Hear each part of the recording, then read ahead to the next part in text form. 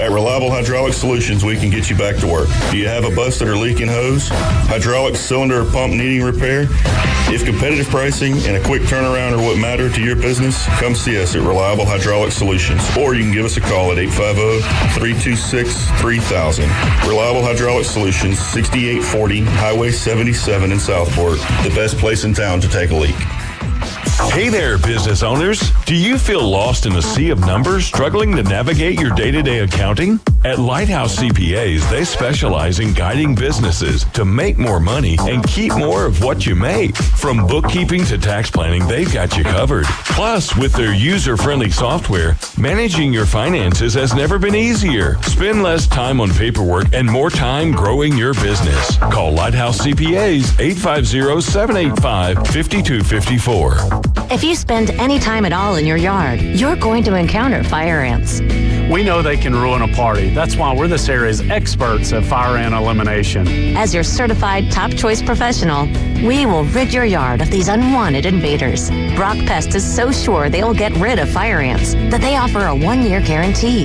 Enjoy your yard fire ant free. We guarantee it. Give us a call for your free consultation. Brock Lawn and Pest Control, our family protecting yours since 1968. Hey, what are you doing up on the step stool? About to clean these light fixtures. The whole family's coming over, and if there's even a speck of dust in the house, my abuela will find it. Here, I got a Swiffer duster to help with that. A Swiffer what? A Swiffer duster. It has this cool extendable handle that reaches 6 feet to get high and low, with fluffy dusters that easily trap and lock dust. So, no more step stool? No more step stool. Easily trap and lock dust from hard-to-reach places with the Swiffer duster. Love it or your money back. Are you a veteran who served offshore of the Republic of Vietnam between 1962 and 1975? Blue Water Navy veterans and their family members may now qualify for compensation and survivor benefits for health conditions linked to herbicide exposure such as Agent Orange. To learn more, call 1-800-749-8387 or go to va.gov and search Blue Water Navy. Brought to you by the U.S. Department of Veterans Affairs. WPLQ Port St. Joe, WGSX Lyndhaven, powered by Panama City Toyota. ESPN Northwest Florida. It's the next evolution of sports talk radio. The biggest stories and the biggest reactions. Now. And now we're taking... With the first pick. This is the last ball you got to bat. The Inside Drive. From college to the pros. Interviews with the newsmakers, sports betting, your phone calls, and more. And now, The Inside Drive with Ryan Mulvey. Broadcasting from the Bill Kramer Chevrolet Buick GMC and Kramer Marine Outdoor Studios on ESPN Northwest Florida. Hey, and good Wednesday morning. You're listening to the Inside Drive live here on ESPN Northwest Florida. Live and local on 104.3 in Panama City Beach, 101.9 Port St. Joe along the beautiful Forgotten Coast. You can watch, listen, like, comment, subscribe. That's like the slurve. Love it. That's like the slurve. Subscare? What did I say? Subshare. Subshare. That's the dual combination of subscribing and sharing. Yes, sir. They need to create a button for that so you can subscribe and share at the same time, and it's subshare. But you can do all that on Facebook, Twitch, and YouTube. Just search ESPN Northwest Florida. You can also download our free mobile app inside the Google Play or Apple Store. That one you do need to search 104.3 ESPN Northwest Florida. Got a good show lined up for y'all today. Talk a little MLB All-Star Game. Maybe a Jay Henley tip of the week in the second segment. Top 100 athletes, former Open champion winners. And then, of course, we've got Keith Lemon coming up at noon, and it is the final major of the year getting underway tomorrow. But if you're going to get your DFS stuff in, you're going to get your betting card stuff in, you should probably do it no later than this evening because the Open Championship starts very, very early in the Central Time Zone. I think around 1 or 2 a.m. So It's a big field. A lot of players to get through. No doubt about that. Also, want to thank you guys. It's officially 6 months, and I am back. I drove to the radio station this morning, so that was exciting. I'd been asked, did it feel any different? As it's only been 6 months. It didn't feel that much different. I mean, just getting back in the car and driving. But again. We got to get that question sounder going at some point. But yeah, now again, 6 months to it's just a peaceful sound. It just makes you feel good. It does. I need to get that in my phone so I can just carry it around. Somebody says something good, I'll just hit them with that. Be good stuff. But yeah, again, it's 6 months past. A lot of people helped us out. Of course, Beth's just been rocking it out. But here I am now. I can drive again. So yes, sir. Let's have some fun. You got a poll question for us today? I'm studying. All the poll questions that I had while you were gone were lame. They were all like... Were they? Yeah, some were sports related. And yours are always more controversial. Which I like. Oh, well, I'm not going to go controversial this morning, I don't think. But what about pottyish, dirty? Well, no, we talk about animals a lot, right? Okay, do we ever? All right. And, well, you drove this morning, but let's say... What about, would you rather ride around town? I like this. I like this. Uh-oh. Oh, God. we already, yeah. Also peaceful sound. Yeah, right? That is not a peaceful sound. Depending on what the phone says to you. Yeah. Yes. Would you rather ride around town on an elephant or an emu? Since we've been talking about emus a lot. That's good. I mean, And I could see myself in both scenarios. Yeah. Like if I need to bebop around and get to place, probably taking the emu. Okay. But if I just want to kind of just elegantly go through town, maybe Main Street, I'm going to ride on that elephant like an Indian wedding. I like it. So I would say my first choice would probably be an emu, just from the, being able to get around. Emu can go pretty fast. Right. People get out of hand. The emu can take care of business. But the elephant, you're not really agile and, probably out of place. Now, an Indian elephant or an African elephant? African. Ooh, okay. Yeah. Still the emu, but, certain scenarios I would take the elephant. Definitely. Like going down going down Front Beach Road, just with that elephant riding up on top, just hitting everybody with the question right sounder. Yes, sir. What about you? I think an elephant and sitting in traffic would just step on cars. Oh, so yeah. You just keep going. The traffic jam preventative measure there with the elephant. But the emu would be more like a motorcycle, so you could kind of go between the lines. I think emus can jump pretty high too, but I don't know how high they could jump with another 200 pounds on their back. But you could jump up on the cars. Right. Yeah. I don't know. I just feel like you're riding high up on an elephant. Like you said, you would feel kind of majestic. Regal. Ooh, twice in 1 week? Twice in 1 week. Dang. Yeah. I'm saving those for later, but I was about to hit it on you. I'm just on a different page. Okay, I got you. Yeah. I got you. It was close. What about you, D. Hayes? Emu or elephant? The elephant, yeah, baby. Come on. That's true. That was I'm easy. keep my shirt off. That's why I was on a different page, waiting for the opportunity to play the fight song. There you go. Yeah, I'm riding around on a daggum elephant. I might even get me one of them fancy dancing caps with the long feather on it. Yeah, like they wear the showgirls in Vegas. Absolutely, absolutely. I love it. I think they early on over there at Bay Point, when it was the Sheridan, kind of a year or so, or maybe a couple years after I had come on board over there at Bay Point, they had a big Indian wedding over there, and they did, in fact, have an elephant. What? It was nuts. No way. I think that tops the chart for me. Like kangaroo? No, give me an Ellie, baby. More easier to keep the kangaroo probably than the elephant. I love big animals for some reason. Are we getting that correlation? Killer whales, elephants. Yeah. What else? Man. Big animals, as far as that goes, I mean, those are about like the kind of cover your land animal and your, it's not a blue whale, but it's big. It's up there, no doubt. It's more, it may not be more majestic, but it's more aggressive. I'll take a killer whale in a fight every day. It's majestically aggressive. Yes. Because they are still beautiful, but extremely dangerous. Kendrick Perkins was back in the day. There you go. Yeah. There you go. There's an analogy for you. There's an analogy. Majestically aggressive. Aggressive.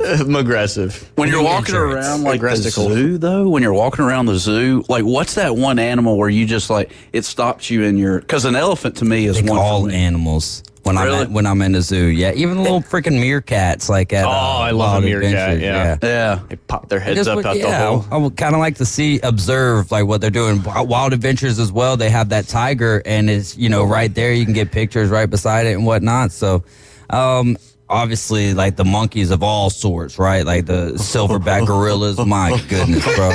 Hey, those things, I mean, have you seen some of the videos online and whatnot? Like they'll have the little baby right there. Oh, yeah. There's one in particular that has a baby right there, and the gorilla's like trying to... Ironically, this is so funny how stuff just plays into what we're talking about. What we do show prep telepathically. That's exactly right. My dad was involved. We went to dinner last night for his 83rd birthday. One more shout out for Gucky's 83rd. But we went out to dinner. I don't know how we got on this topic, but he's like, did you see, there was a baby that fell into the, gorilla enclosure? Yeah. And that's happened a few times. That's why we don't have Harambe, isn't it? Yeah, that's exactly right. But he said that the baby fell in and it got hurt. And they're very territorial, but the matriarch, the mama gorilla who had a baby herself, went over and got the baby and basically brought it to the trainers to protect it from the male gorillas. Was he watching Anchorman? I think so. That was pandas. That was pandas. But hey, same correlation. Yeah. So, those primates, they're very similar to us, and the nurturing and the loving and the protecting, because I'm sure the male gorillas would have felt threatened and probably wouldn't have been good. Yeah. I still want to know how do you let that happen? Do you're balancing them and it slips? Photo. Yeah. Photo? Yeah. Photo op for the photo op, and you just the gorilla got hungry. You sensed it. You dropped the baby. Or like falling off a Carnival cruise ship. Like, who does that? You hear that stories like that all the time. Carnival cruise ships are pretty rowdy. And so, if you look at, that's the cheap cruise ship, and that's the one that's usually the biggest party. So I could see how, it's late at night, you got the balcony room, you had a little too many libations, you're look at the water, look at all that. And then look at all that water. Splash. Not good. Not good. It happens. There's got to be some vertical. There's got to be some vertical involved in you just don't tip over and it's a concerted effort, it seems. Anyways, a concerted effort on a Carnival cruise, which sounds like it's the best bang for your buck. It is. There's no doubt. There is no doubt. Just be rare. Be ready for if you want peace and quiet, and not a Carnival cruise ship. Yeah. Okay. It's wide open. Duly noted. That indeed. Sounds like the cruise for me. Yeah. Hey, no, it's a great time. It's just you might be tired when you get back. Yeah. Might be tired when you get back. Do you play any more? Stupid question. How is EA continuing on in your life? Man, I played either one or two games in my Dynasty last night, but I actually went over to my buddy Dalton's house and met baby Braden, who they had. Yeah, man. Time flies. This might be 3 weeks ago, but I was letting all the family get their time and everything. So finally got over there last night and met him. And then and that's their second kid. So when they finally got both of them down, then we played a game. I will say this: the game is much more fun. And I had a blast playing the computer. Playing against other people, though, is just you can sense the college footballness of it. Man. It's really hard to put your finger on until you play it. And when Friday comes and you're playing that game, you're going to text me or you'll text us in the group and you'll be like, I see what you're saying. Especially if you're a big college football fan and you can kind of notice those differences in collegiate athletics and the professional athletics, you'll see it's man, the passing mechanism, it feels like the ball is in the air for a longer period of time, which the game speed at the college level and the NFL is different. It's a totally different and speed. And it should be represented. It sounds like they've done a good job capturing the essence differences, the intangibles that you can't really describe between college and NFL football. It was so we did a little he's an FSU guy. Yeah. So I was gonna, pick someone else because I was like, I've already got a few games under my belt. So he goes FSU. I end up going Bama, and I tie it up late in the game with a I forget. I think it was a fumble recovery. Fumble recovery at the end zone. So it's 20-6. I get a pick six with Malachi Moore. Nice. Then I get a fumble recovery in the end zone with a minute left in the game to tie the game up. And then Jalen Milroe with a little post in the middle of the 23, field. Was it? It wasn't fourth and 33. 31. 31. I tried to get that out of my mind. That's why I said it wrong.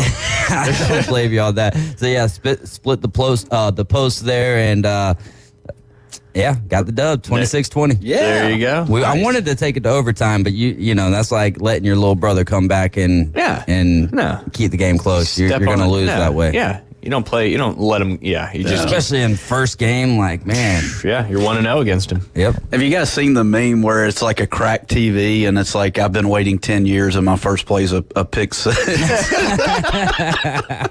I'm sure that's been part of it. I haven't seen the meme, but man, that's such a fun game, though. I am enjoying watching these people, on the Facebook, whatever. The videos or whatever. Yeah, but the kicking thing, man, those 50-yarders, that looks tough. No, I mean, 50-yarder in college should be tough, real life. So yeah. It's the toughest kicking mechanism. Like, even when you think you got it, you don't got it. Yeah. So that's it's made it fun, and now you can't just guarantee that a field goal's going in from whatever, however far you are away. Yep. Yeah. Which is very accurate. Yeah. How it should be. Yeah. Yeah. No, we'll keep updated on that. We're ever getting so closer to us regular folk who didn't shell out the extra money to being able to play the EA college football. And, we'll see how it goes. I know Liam's excited about it. He's never played the other one, so this is completely brand new to him because he was born the year the last one came out. But wow. We'll have some fun. I did play him for the first time in FC yesterday, and I lost. He's ruining video games for you. I mean, I play so infrequently that when I do play, I feel like I could, the last time I played him, but no, he's they're good at that FC stuff. Yeah, it's kid. I mean, he's almost 10. It's getting scary. Does it have the teams on there? Oh yeah. I downloaded it. I just haven't. It's played 100%. It yet. All the way through. And the Ultimate Team thing's pretty cool. It's got Euro. Yep. The Euros. Oh yeah, it's got everything. Yeah. It's got everything. It's pretty fun. It's fun to play. The gameplay is, all that. I think my last FIFA that we had was 22. So okay. It's been a few years. But anyway, MLB All-Star came and went yesterday, and I tried to sneak in a quick 2-inning over 0.5 run bet yesterday, and it was just 1 inning too short. As the third inning is when things got opened up there. Obviously, Skeen started the game, Corbin Burns started the game, and then it was Bryce Elder who pitched in the second inning for the Braves. I don't know who pitched in the second inning for the NL. Bryce Elder? No, is he an All-Star? No, who there was a Brave, Max Fried maybe. Who was it? No, it would have been Reynaldo Lopez if anybody. Maybe it wasn't a Brave. But I thought I saw. I don't know. Anyway, I watched the first inning. Yeah. I watched Skeens and I watched Corbin Burns, and then I went over to my buddy's house, and he didn't have baseball on. So there you go. Well, Ohtani kind of blew it open with a 3-run shot there in the top of the third, and that kind of got things going. And then, of course, the junior circuit, as they call the AL, fired back with 5 unanswered runs, highlighted by a 2-run double by Juan Soto, and then who came around to score on the tying run on a hit-by-pitch shingle by the Cleveland Guardians' David Fry, and then a 2-run go-ahead shot by Boston outfielder Jarren Duran, who ended up being the game's MVP. Who had that on their betting card? Oh, that's awesome for him. What the final score ended up being? 5-3. 5-3, and the over-under was set at 7.5. Imagine that. Even in an All-Star game, they can cap it. But it was a parlay anyway. I had the under in that, and then I took the National League. It was looking like the under there for a little while, but kind of came back and had that stuff going. But I think that's 10th victory for the AL in the last 11 years in the All-Star game, even though this All-Star game really means nothing now, as there's no home field advantage on the line anymore. Jay Henley, yes, sir. What is your favorite All-Star game, whether it be the new NFL flag football game, the skills competition, the NHL All-Star game, the NBA All-Star game, or the Major League Baseball All-Star game? None of the above. None of the above. No? Just like screw All-Stars?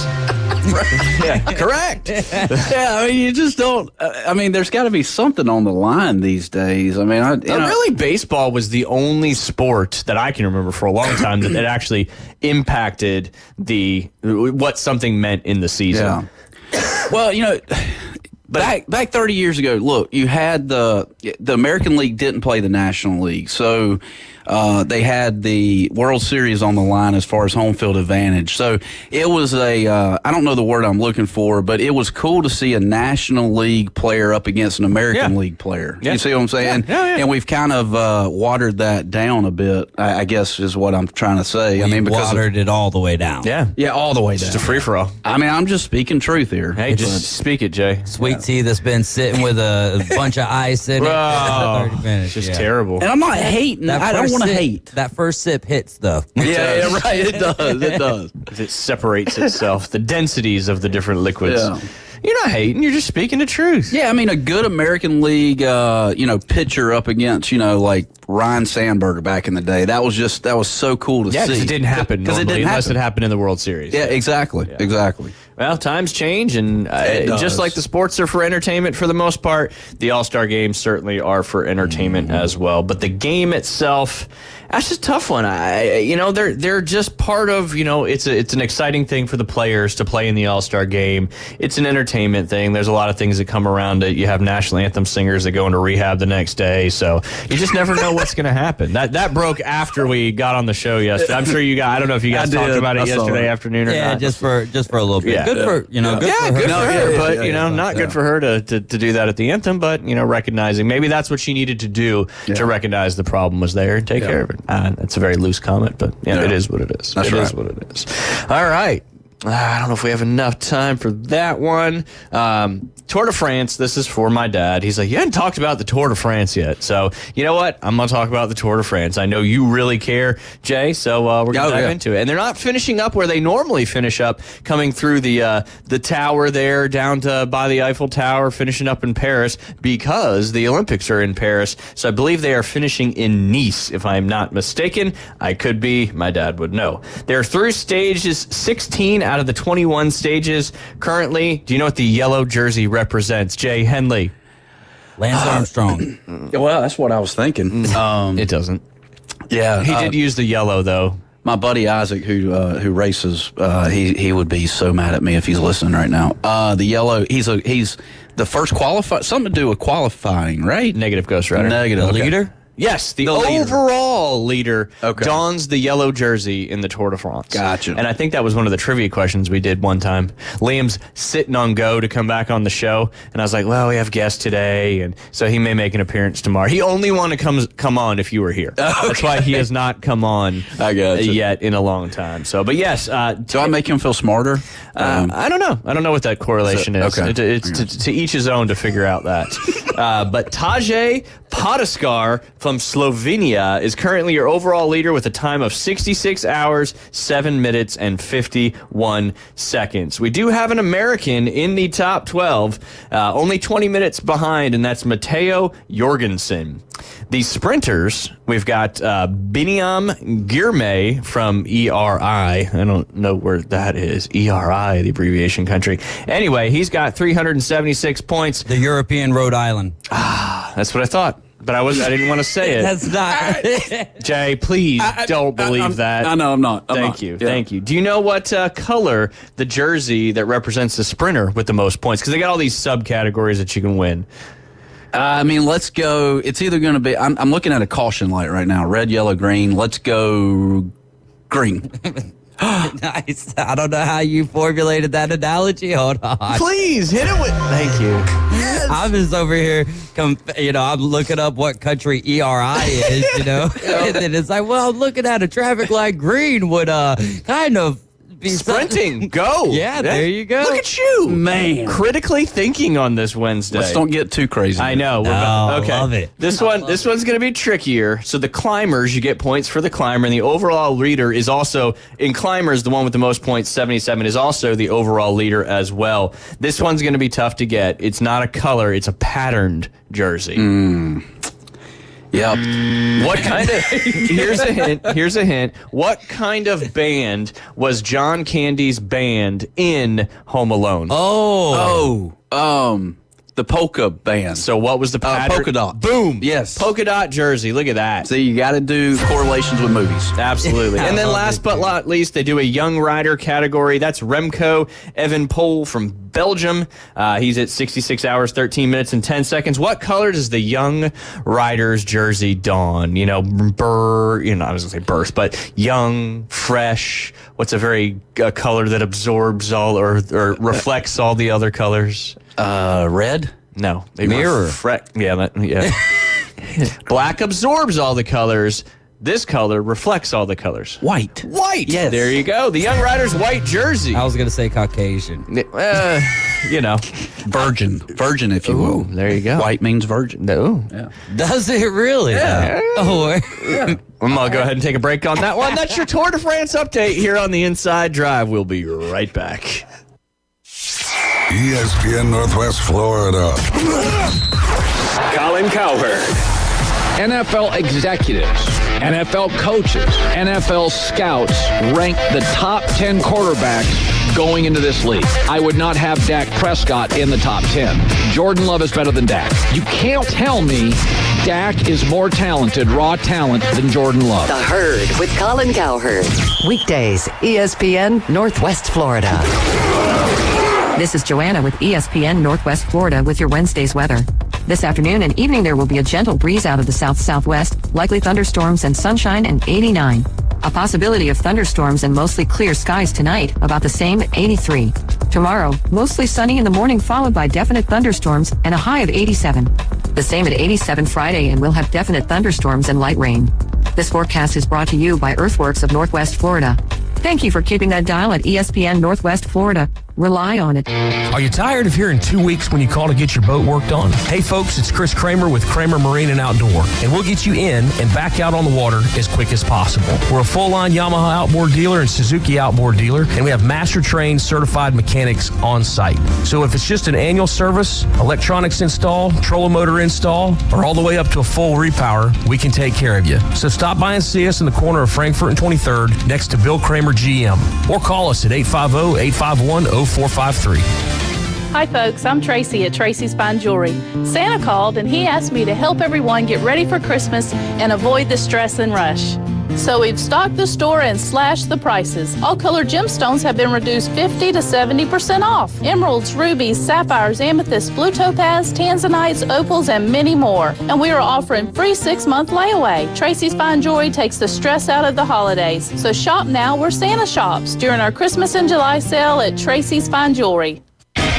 Welcome to the Inside Drive, the next big thing. It's a big, huge, giant deal. Sports betting, huge reactions, your calls and real-time coverage of the stories you're following. Broadcasting from the Bill Kramer Chevrolet Buick GMC and Kramer Marine Outdoor Studios on ESPN Northwest Florida. We're all about segues, Jay Hanley. You're listening to the Inside Drive live here on ESPN Northwest Florida. You know what we haven't had in a hot minute? What's that? It's the acronym. Unfortunately, I have. There were some nuggets the other night. It was this whole were they ordeal. good? I got them kind of not secondhand, but after the fact. Oh, from the dumpster. I love that way of getting it. That's my favorite method. Absolutely. They just have to be on top, and it's like the Seinfeld episode where George eats the donut out of the trash. Yeah. He was like, it wasn't below the rim. It's just good stuff. It's good stuff. But the acronym is JHTOW. JHTOW.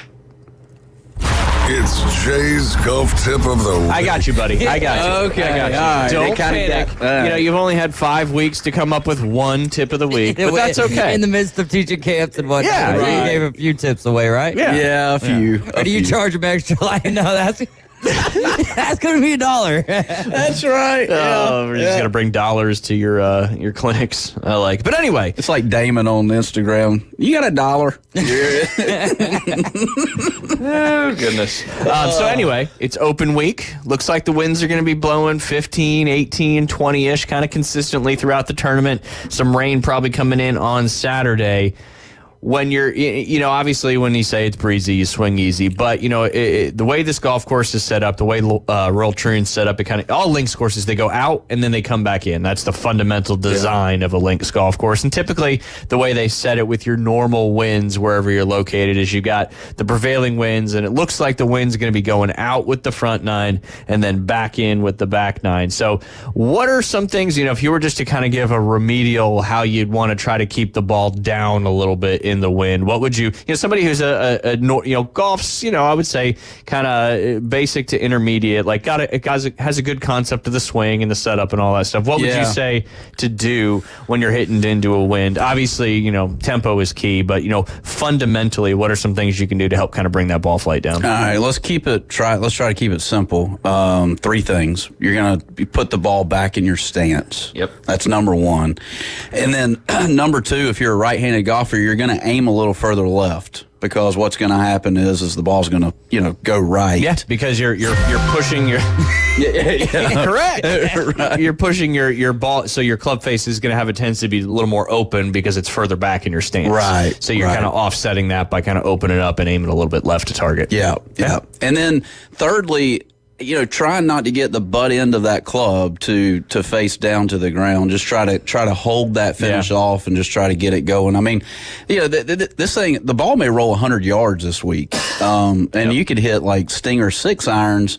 I mean, DeChambeau could hit Stinger 6 irons almost. This is crazy to think. Downwind, he could probably hit it 300 yards. It'd be close. The only thing about DeChambeau is he doesn't really know how to bring the ball down. He's got, when you swing as hard as he does and you have as long and as wide of an arc, that's going to lead to higher ball flights. Yeah. And that's one thing. He hits it probably higher than anybody on tour. So he may struggle a little bit. And, and even on the downwind shots, it's not always easier. We always think, it's a downwind shot. You talk about a golf course like a link-style golf course. There's probably more trouble 20 yards past the green than there is 20 yards short of the green. Right. So even downwind shots in golf tournaments like this can be very challenging because you still have to, you can't afford to have it go real far over. So your club selection becomes even more important. And that's another thing too, when you're trying to hit these lower shots, club up.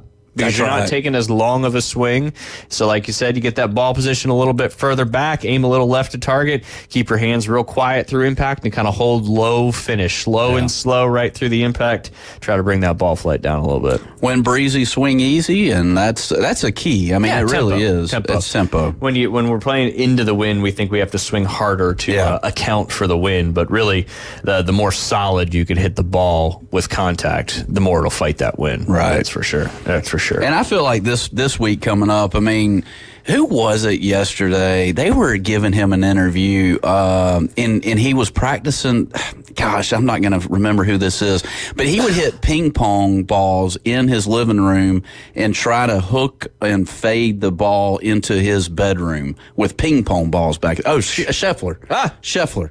And that's the guy that's going to end up winning this week, in my opinion. I mean, he is plus 450. He's a pretty overwhelming favorite. But so he's because you can obviously accentuate the spin with a ping pong ball. So that's pretty neat. Yeah, I had no idea. I'm gonna have to find that clip. That's pretty cool. Yeah, man. I mean, that's how I guess these champions become champions. I mean, you're 7 years old and you're hitting ping pong balls into your living room, and I remember doing stuff like that as a kid. I mean, but I'm sure you did too. Definitely. Definitely. And I see it happening now, but with other different objects, not necessarily golf balls. Right. We were talking about this yesterday. I had the pleasure of joining Keith on the Fantasy Six Pack podcast that he does. We waited for you for about an hour and 5 minutes, and then we ended the podcast. So we rolled with it though. We said if he shows up, he shows up. If he doesn't, he doesn't. Right. So I was waiting for the picture of you and your recliner to come up, but it's all good. Sorry. Is the picture still behind your recliner? That beautiful picture. It is. Good. Yeah. Good. Yeah. Good. But I was watching The Long Game on Netflix, that new movie out with Goff, and that's a good one. That's a good one. We got one more episode in receiver. We've watched one episode every night for the last 7 nights, me, Liam, and Beth. So we got the one more, and it's going to be an exciting one because it's basically all culminated because you got Amon-Ra St. Brown, you got Debo and Kittle, and then you had Devontae Adams and Justin Jefferson. Well, now we're about to be in the NFC Championship, so it kind of worked out for them that they're going right into this. It's kind of funneled into now you got both Detroit and the 49ers playing. So that's cool. I'm anxious to see like all the behind the scenes stuff from that game because the Niners went down so far and the Lions were ahead by so much, and then it all just flipped the script, and then it'll be a low when they lose to the Chiefs in the Super Bowl. That's all right. At least you know already. That's true. Yeah. That's true. But it's like reliving the nightmare. Right. Anyway, football season's what? Do you remember? 49 days for NFL, 37 for college. You would be correct. Yes. If this was tomorrow. If I waited until, you got 28 minutes before it goes to 37. I remember it was going to be tricky because at 12 o'clock, it goes to the new day on the countdown. for here in the Central Time Zone. Gotcha. So you are correct on the football. It's 49 days, 12 hours. But college football, we got 38 days and 28 minutes. So you would be correct in 28 minutes. So I'll give you the correct sound on that one. So you did good. You got it right off the bat there. Yeah. So impressive stuff. All right. So that's your Jay Henley tip of the week. We were talking about this on the podcast yesterday, and there hasn't been an American sweep in all 4 majors. Give me a ballpark how long ago it was you think that all 4 majors were won by Americans. And it was close in 2020. However, they did not play the Open Championship due to the coronavirus pandemic. But Dustin had won the Masters, Morikawa had won the PGA, and Bryson DeChambeau had won the U.S. Open. So if an American had won the Open Championship that year, that would have been an American sweep. But do you know how far back we got to go to see an Do we have to go to El Tigre back in 99, 2000, You 2001? have to go further than that. You did have 2 years, actually 3 years, 4 years back to 4 years in a row. You had in 2000 you had Tiger, and VJ won the Masters. 2001 you had David Duval won the Open, Retief Goosen won the U.S. Open, and the PGA Championship was won by David Toms at Atlanta Athletic Club with that hybrid he hit. Was it a hybrid or was it like a 5-wood or something? You know the shot I'm talking about, the par 3 at ACC. Yeah. And then Tiger Woods won the Masters that year. And then in 2002, you had Woods win the U.S. Open and the Masters. But the PGA Championship, that was the year Rich Beam won that particular event. But you didn't have, and you had Ernie Els win the Open Championship. And then the following year, 2003, was your another next closest shot. You had, Ben Curtis won the Open. Jim Furyk won the U.S. Open. Sean McKeel won the PGA Championship. Wow. But that was the year Mike Weir won the Masters, basically because in that playoff, who was it that he played? Len Matisse, maybe? He just hit it way left on 10, and I think he made a double, and Mike Weir just kind of limped into the victory there. You've had a couple more recent ones in the Tiger Woods, Phil Mickelson battles, 2005, 2006. You had Tiger Woods won the Open Championship. Michael Campbell won at Pinehurst. Had Tiger won that one, that would have been a U.S. sweep because Phil won the PGA and Tiger Woods won the Masters. 2006, Tiger Woods won the Open Championship. Tiger Woods won the PGA. Phil Mickelson won the Masters. And then had Phil Mickelson not hit driver on 18 at Wingfoot in the U.S. Open, they would have had another American sweep there. It's been very close many times. Jeff Ogilvy won that one, and that was one of those. But you got to go back how far? Arnold Palmer, Jack Nicklaus days? Close. Yeah. More so a little bit earlier, kind of the Tom Watson era where Jack was starting to kind of cool. 1980. Very close. Very close. 1980, they did have 3 out of the 4 with Seve Ballesteros winning the Masters that year, but Jack won the PGA, Jack won the U.S. Open, and Tom Watson won the Open Championship. But 1982, 42 years ago, was the last time you had an American sweep of all 4 majors. He's just on that one today. Yes, sir. Craig Stadler won the Masters, Raymond Floyd won the PGA, Tom Watson won the U.S. Open and the Open Championship back in 1982. Wow. So that brings me to this year. We've got 3 American champions thus far. Who won the Masters? Oh, gosh. Scotty Scheffler. That's easy. Who won the PGA? Oh, boy. Scotty? No. DeChambeau? No. Yep, that's exactly what that letter stands for. Bryson DeChambeau. X. The X-Man. The X-Man. Xander. Oh, Xander. Xander Schauffele got his your mind too much. Yes. Yeah. He won his first major championship, winning the PGA Championship. Then obviously Bryson DeChambeau won the Open Championship. Okay. Do you think it's going to be the first time in 42 years that we get an American sweep, or do you think there's going to be an international player that stops it again? I don't know. I mean, we got some strong ones out there. You got, Koepka obviously plays big in majors. DeChambeau is on fire.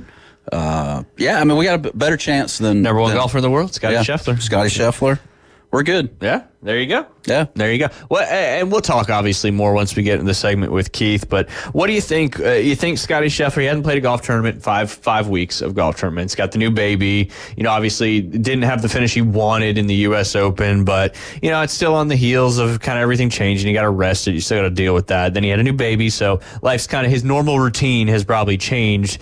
Do you think he's still going to be right back in normal form for this Open, or do you think maybe there's a little difference in his game with all the life changes going on and the routine? Routine's so important in golf, really with any sport, but his routine's obviously, I'm assuming, changed with welcoming his first child. I don't know. I mean, here's my thought on this: is you got Scheffler with all the off-course stuff going on. You got Rory, kind of mending things with his wife. We're learning more about the off-course stuff with these guys more than ever. Yeah, and the more you play, the better you are. And they were talking about Tiger. Tiger could do a top 20 this week if he would just play a couple of events between the majors, and he's not doing that. Do you think that's just from the physical standpoint? Yeah. He physically can't push it that much? It may be, but I mean, at least get some reps in. Even if you don't make the cut, at least you're getting 2 rounds in. Yeah, because playing at, your home course down there in Jupiter or whatever he's doing, you can play for a cat, like whatever you play for, it's still not the same as playing in a major. No. There's no doubt about that. So, but hey, we'll see. It gets underway bright and early. Don't forget Keith Fleming coming up at the top of the hour. All your DFS action, betting card action. And if we have enough time, we'll talk a little bit about NFL rookies on the lookout in fantasy football. But hey, tell everybody what you just launched today. Thank you. Hard to believe we're even talking about that, but you got another program on the cusp. Breaking news. It is breaking news. It is breaking news. Can you believe we're talking about fall golf Well, when already? I got the email from you this morning, I was like, wow. But then again, school starts in like 3 weeks, so. Yeah. September 9th kicks off fall golf, junior golf at Bay Point, ages 7 to 12. Nice. So it's going to go from September 9th all the way to November 18th. Oof. Just go to golfwithjay.com and you can get your child signed up for that. So there'll be a lot of different things will be going on each and every week. Putting, chipping, pitching, on course. We'll be doing a drive, chip, and putt championship at the end to declare a champion for the fall program. Nice. Yeah, it'd be good. And you have a couple options. Like you can sign up for the entire program, you get a little bit of discount, or you do that, or you can pay monthly as well. You can. Yeah. So you may be able to do 1 month where you can't do the other, and it may be more beneficial just to do that. But again, ages 7 through 12, and it's an after-school camp from 4 to 5 every Monday starting September 9th. September 9th, yep. There you go. September 9th will literally be here very soon, in a month and a half. I know. Okay, but the good news is when school starts, right around the corner. Yep. Football. I think that's what NFL's going to be kicking off about, September 8th? Is that the Sunday before? 40 days. The 5th, September 5th, that Thursday night football game.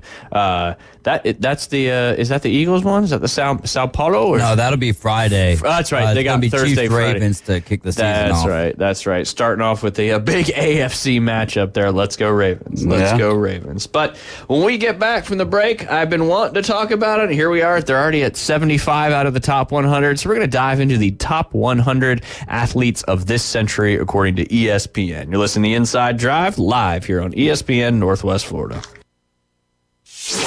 ESPN Northwest Florida. The Dan Patrick Show. I think the Knicks had a great weekend.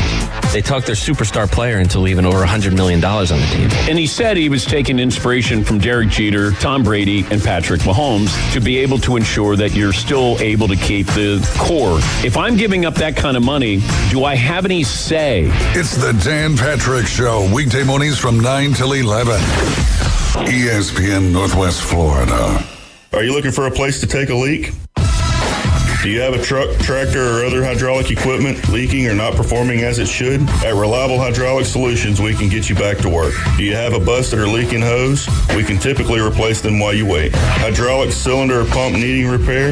In many cases, we can have it back to you the next day. Reliable Hydraulic Solutions, 6840 Highway 77 in Southport, just south of Tractor Supply. The best place in town to take a leak.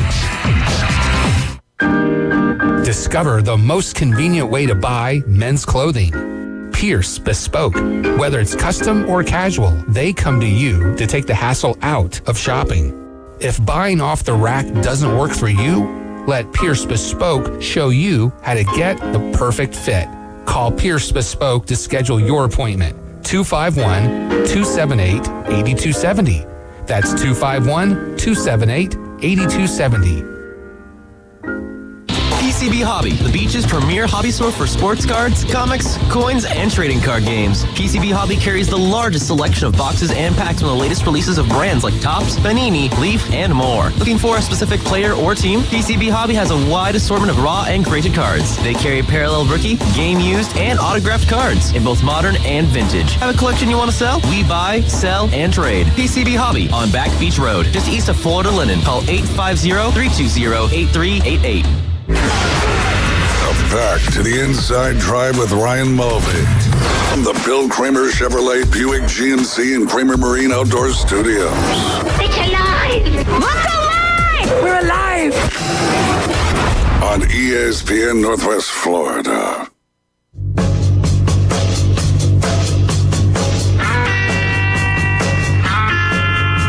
Hey, and welcome back. You're listening to the Inside Drive live here on ESPN Northwest Florida. In the break, we were talking about our favorite thing. That's 2F's fantasy football. And it's time if you want. I thought it was Ford Focus, man.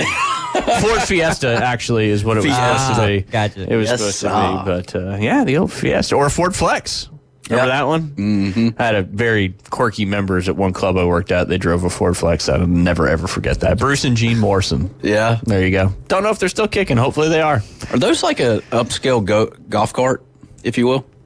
No? Kind of looks like it a little bit. Boxy. Boston Tim used to drive one of those. Did he? Yeah. Sweet. Silver. Yeah, theirs was silver too. Mm-hmm. I'll never forget. It's funny when you work in the golf business and you deal with, you know members' cars. You get used to that kind of stuff. And it's just that stuff kind of burns right in there. Yeah, it does. But yes, getting back to the FF Fantasy Football. It's back. ESPN Northwest Florida. We got 4 leagues still. And the Champions League, I noticed David's been doing a lot of work on this because when I looked at my ESPN app and had the drop down to all the different leagues I'm in, the Champions League went away, and I was like, oh man, I've been relegated officially, but hopefully I can get back sometime soon. But 16 teams in the Champions League, and I think we got 3 other leagues with 12 spots available in each league, and we've only got like 12 total spots left. Yeah, and we might have less than that once I kind of get through and see how many more of the guys on the afternoon underdogs want to. Yeah, I got to save a spot for them, but I think that I've got it pretty much wired down to I'm working on getting the Champions League filled with the correct champions, and then so we've got 12 spots, Ryan. Hey, that means you got to get in now. Well, all they got to do is they just got to text in. Text 850-215-6290, your name and your email address, and then the most important part of this is that you are available August 25th, 6:30 p.m. PCB Hobby, and Brian Haddad is going to be there, so I do got to see if he's going to want to play in the league as well. Yeah, if he does, we're obviously going to get him in there, but he's going to be there so we can, if you want to buy some cards that are your, fantasy players and whatnot. Yeah, it's going to be a good time. BYOB, which beverage that includes whatever. Keep it responsible, and then we're gonna try to get some pizza, right? Yeah. Oh yeah. No, I'm gonna make that happen. I'm gonna make that happen. And I ordered the boards today. Those are proudly sponsored by Beach House Sales and Development. Shout out, Beth. There you go. Yeah. So I just got to figure. I ordered because I had to order one for our Bay Point League as well. But I got to find one. These were all 14 teams, but we have 16 in that Champions League. So I got to go because it's Prime Day on Amazon yesterday and today. So I think I saved like $5 a board. But I was trying to find a 16 team. They're just not at the regular very often. So I think I got to go find somewhere besides Amazon to find that. The deals this year just aren't as good as previous years. I keep hearing is that I'm not a big Amazon. I don't even know how to spell. Finally got around to canceling my Prime the day after they charged me, but luckily because I hadn't used it, they gave me a full refund on that. So shout out to Bezos and there you go. The rest of the crew. There you go. I ain't coming back. I love to support local, but I also love the convenience. Right. So it's just one of those things, stuff comes fast. But obviously, we always try to put a precedent on supporting the great local businesses here in Bay County as well. But yeah, get your name, get your email address, text us 850-215-6290. And then, of course, the Pick'em as well is out there and ready to go. Fill it up quick. When I logged in this morning, got Liam in the Pick'em, and I saw several names in there already already. So it's I haven't looked at that, so I'm gonna have to go tracking down for some money, baby. Yeah, that's it. So yeah, good stuff there. Just a little pick 'em, NFL pick 'em. They do that for college. They do it for NFL. We do one here, and just reach out to us, and we'll get you the info on that pick 'em as well. But man, it's that time. It's coming up to that time of the year where I have to have like a Post-it note to make sure and see everything I have to make sure I keep updated. And now I'm doing baseball this year, so that's another thing that I got to keep updated. But hey, it's fun. It's all fun. Yep. It's going to be a good time. It's coming up right around the corner. So y'all are still in a fantasy baseball league, right? Yes. Is that, yes. Yeah. How's that going? Well, we're currently in the All-Star break. So I don't think the next game is till Friday. I started off okay, but I'm coming back to reality. But there's two teams in our league that are just absolutely dominating things, and that's Season the Sticks, Nick Baldwin. He's 13-2, and then even Dave Neat, the Kingdom Fan Dave Club, is Neat. 11-4. Just so whooped me 255 to 204. yeah, it's tough, and I'm our side or our division of this is very not great compared to the West division. But all good. I think we're fighting out for that top spot in ours because you get to go to the playoffs if you're the top in your division, but Right. just the top, and then it's the next two biggest point scorers. But I'm gonna, the further I fall, the closer I am to get into where I just expand the playoffs. Smart. I'm Rob Manfred, baby. Fantasy baseball style. I make the rules up as I go. You are the commissioner, so you can do whatever you like. You can do whatever you like. All right, Jay. Well, I've been wanting to talk about them, so guess what? We're going to talk about them, and I'll go through them pretty quick because I know we only have about 10 minutes left in this segment. But it started with, did they just reveal the... Okay, number 100 on the ESPN Top 100 Athletes of the 21st Century. Just if there's any name you want to stop at and discuss, just let's go for it. All right, football. Oakland Raiders primarily, Hall of Famer 2021, 9-time Pro Bowler, 3-time first-team All-Pro, Hall of Fame induction in the All-2000s team. He's the 2009 Defensive Player of the Year. That is Charles Woodson. Safety. Cornerback. Corner. Yeah, there you go. Hey, played in Oakland a long time. You can always just, your cop-out, if you're talking Secondary. about... You could do that, or defensive back. DB, baby. There you go. Charles Woodson. You remember Charles Woodson? I do not. Yeah. Okay. We'll keep moving. Great stuff there. All right. How about he was a dog, though. Let's just say, man. You got to say that, man. They used to hit differently back, or they were allowed to hit differently back That's then. a good way to put that. Yes. Ed Reed, number 99. You know that name?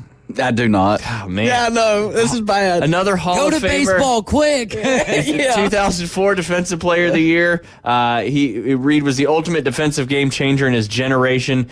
He set an NFL record returning an interception for 106 yards in the Browns back in 2004. But yeah, safety. Ed Reed in that one, or defensive back, however you want to look at it. The young gentleman, this is hockey, one of the better players out there. Hopefully you know the name, Connor McDavid. Okay. You know the name? I do. Basically because what we talk about? Yeah. Yeah, there you go. This one, I don't know, and if one of y'all know, I'm going to be very impressed, and that is Virat Kohli. What sport does he play? Curling. Close. It begins with a C. Cricket. Bingo. Wow. Bingo. Oh, man, come on. I know all about that feller. He is an ODI World Cup champion. Boy, He's a T20 World Cup champion and a 2-time T20 World Cup player of the tournament. He also was a 2023 ODI World Cup player of the tournament. Do you know what the 20 stands for in T, or the T20? T20. You don't? I don't. Something to do with a calculator? Well, yeah. Oh, man. I should back to the graphic calculator days. Texas Instruments. Yeah. The TI-85. That's the one. Anyway, that stands for the number of overs in the game. And an over is like an inning, but in cricket. And it's a lot faster than baseball. But yeah, It's a lot faster and it takes days to play. Yes, you just keep going. Now, they got like T80s and stuff like that, too. But anyway, hopefully you remember this name, number 96. We're going pretty slow. But Darrelle Revis. You remember that name? Come on. Yeah. These are like 2 and 3 of the best defensive backs to play. Go to the top 10 and I'm there. We're not there. He had his own island, man. Yeah, Revis Island. Yeah. Maybe he didn't want to come to Revis Island. Hall of Fame 2023, 7-time Pro Bowler, 4-time first-team All-Pro, and he was part of the Hall of Fame All-2000 team. Just took man-to-man coverage to a new level, no doubt about that. Zlatan, he knows how to say this one. Ibrahimovic. Soccer player, 511 career goals, scored at least one Champions League goal with 6 teams. Number 95 on the list. Ronaldinho. I have the little the scarf thing I have behind my desk at Bay Point. That's got Ronaldinho on it. He was a FIFA World Cup winner, Ballon d'Or winner, Copa America winner, 2-time FIFA World Player of the Year, and a 2-time La Liga Player of the Year. Number 93. You'll know this one from Northern Ireland himself. Rory McIlroy. Yeah. Obviously, he spent 122 weeks as world number 1, 26 PGA Tour victories, including 4 major wins, and he is a Masters victory shy of completing the career Grand Slam. Pedro Martinez, number 92. Remember him? What do you remember about him? Montreal Expos back in the day. I feel no, or is that another? No, he did. Yeah, was he played with Expos? Expos. He had a stint. Red Sox is like where everybody remembers him. That's where I remember him. I got you. But yeah, what was his? Didn't he have a nickname? Pedro Martinez. He was a hothead. It seems like. They got in some fights. Yeah. Let me see. Pedro Martinez. I feel like you're onto something. Yeah, he had a nickname, and I can't remember. Old Man Beater. Yeah, it could be. I think he threw a punch at George Zimmerman. Yes, he did. George Zimmer. Yeah, he fell over. Yeah, that was funny. It says El Grande and Petey. I don't know if that's what you were going Petey for. Pablo. Petey Pablo. What'd you do with that shirt? Number 91. Tore his Achilles tendon in the first drive of the year last year. If you don't know this, come on. That's like, I can't give you a bigger hit than that. He used to play for Green Bay. I mean, there were a lot of injuries last year in the NFL. There was, but there was only 2 Achilles tear, and there was only 1 Achilles tear on the first drive of their offensive year.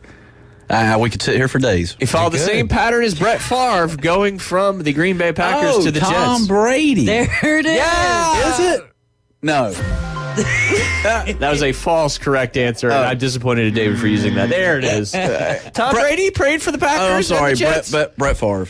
No, he followed the same pattern as Brett Favre, going from the Packers to the Jets. I get them mixed up all the time. I can't remember. Clearly. Yeah. He used to. Aaron Rodgers. There it is. Discount double check. Yeah. Boop, boop.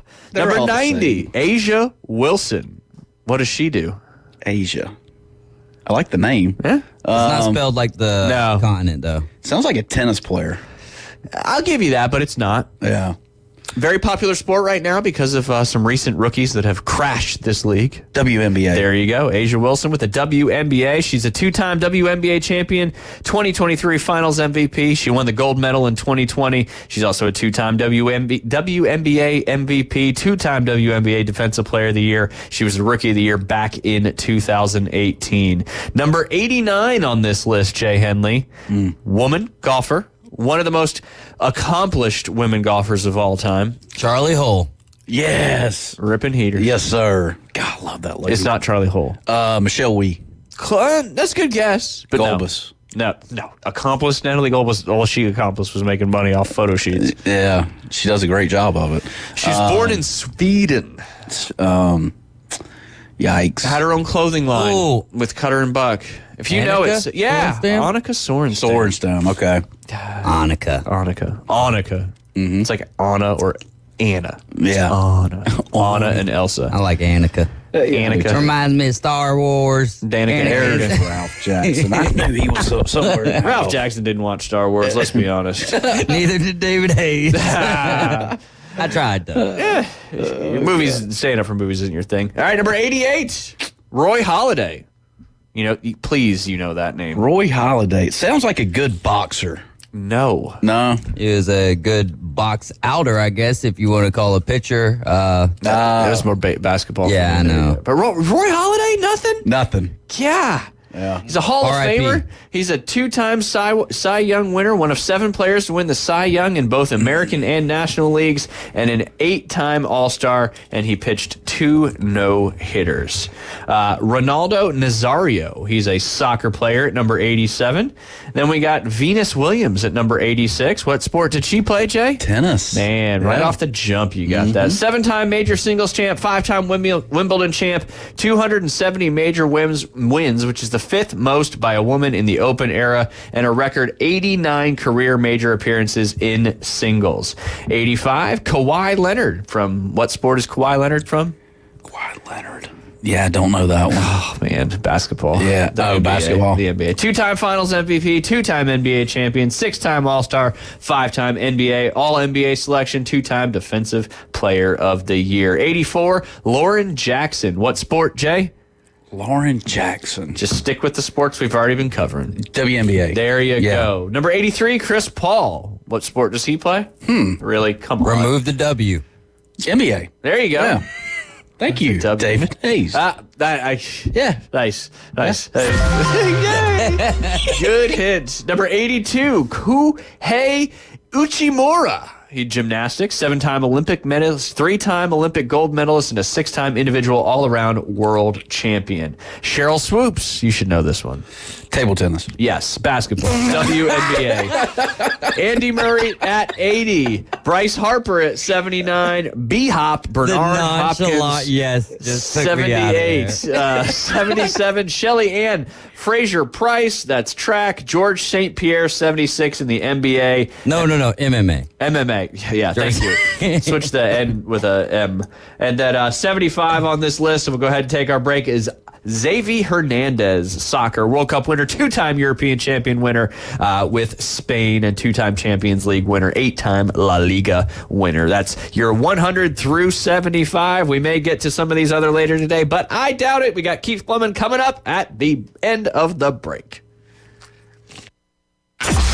ESPN Northwest Florida, your home for Mike Greenberg. Carlos Alcaraz, I believe the stage is set for him to become the next great one in the sport of tennis. Carlos Alcaraz is the best tennis player in the world today. That's not a hot take. That is an obvious statement of fact. Right now, of the athletes who we would describe as abnormally young, as freakishly young, whose future would you bet on before you would bet on him? Greeny. Weekdays on ESPN Northwest Florida. This is Joanna with ESPN Northwest Florida with your Wednesday's weather. This afternoon and evening there will be a gentle breeze out of the south-southwest, likely thunderstorms and sunshine, and 89.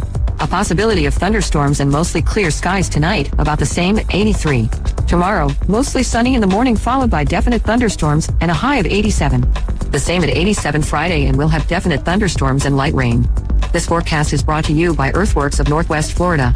Thank you for keeping that dial at ESPN Northwest Florida. Rely on it. So you've heard the saying that if you love your job, you'll never have to work?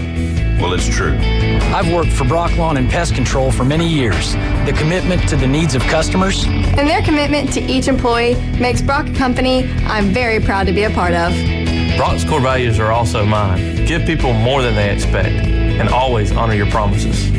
This isn't a job, it's a service to help people live a healthier lifestyle. Brock Lawn and Pest Control, our family protecting your family. WGSX Lynn Haven, WVL 2 Port St. Joe. Powered by Panama City Toyota. ESPN Northwest Florida.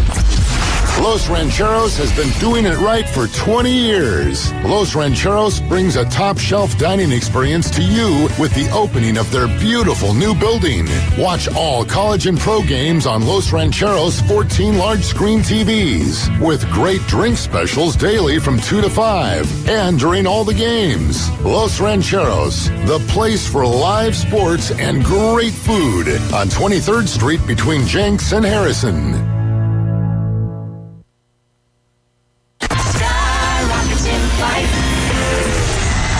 And now, the afternoon delight debrief with the three degenerates from the Inside Drive. Live from the Bill Kramer Chevrolet Buick GMC and Kramer Marine and Outdoor Studios. Afternoon delight.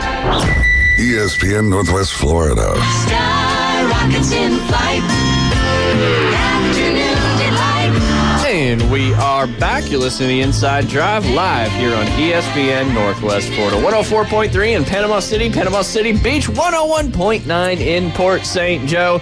We don't have any coverage over there in Scotland, but maybe sometime soon. Also want to give a big shout out to our studio sponsor. That's Bill Kramer, GM, and Kramer Marine and Outdoor.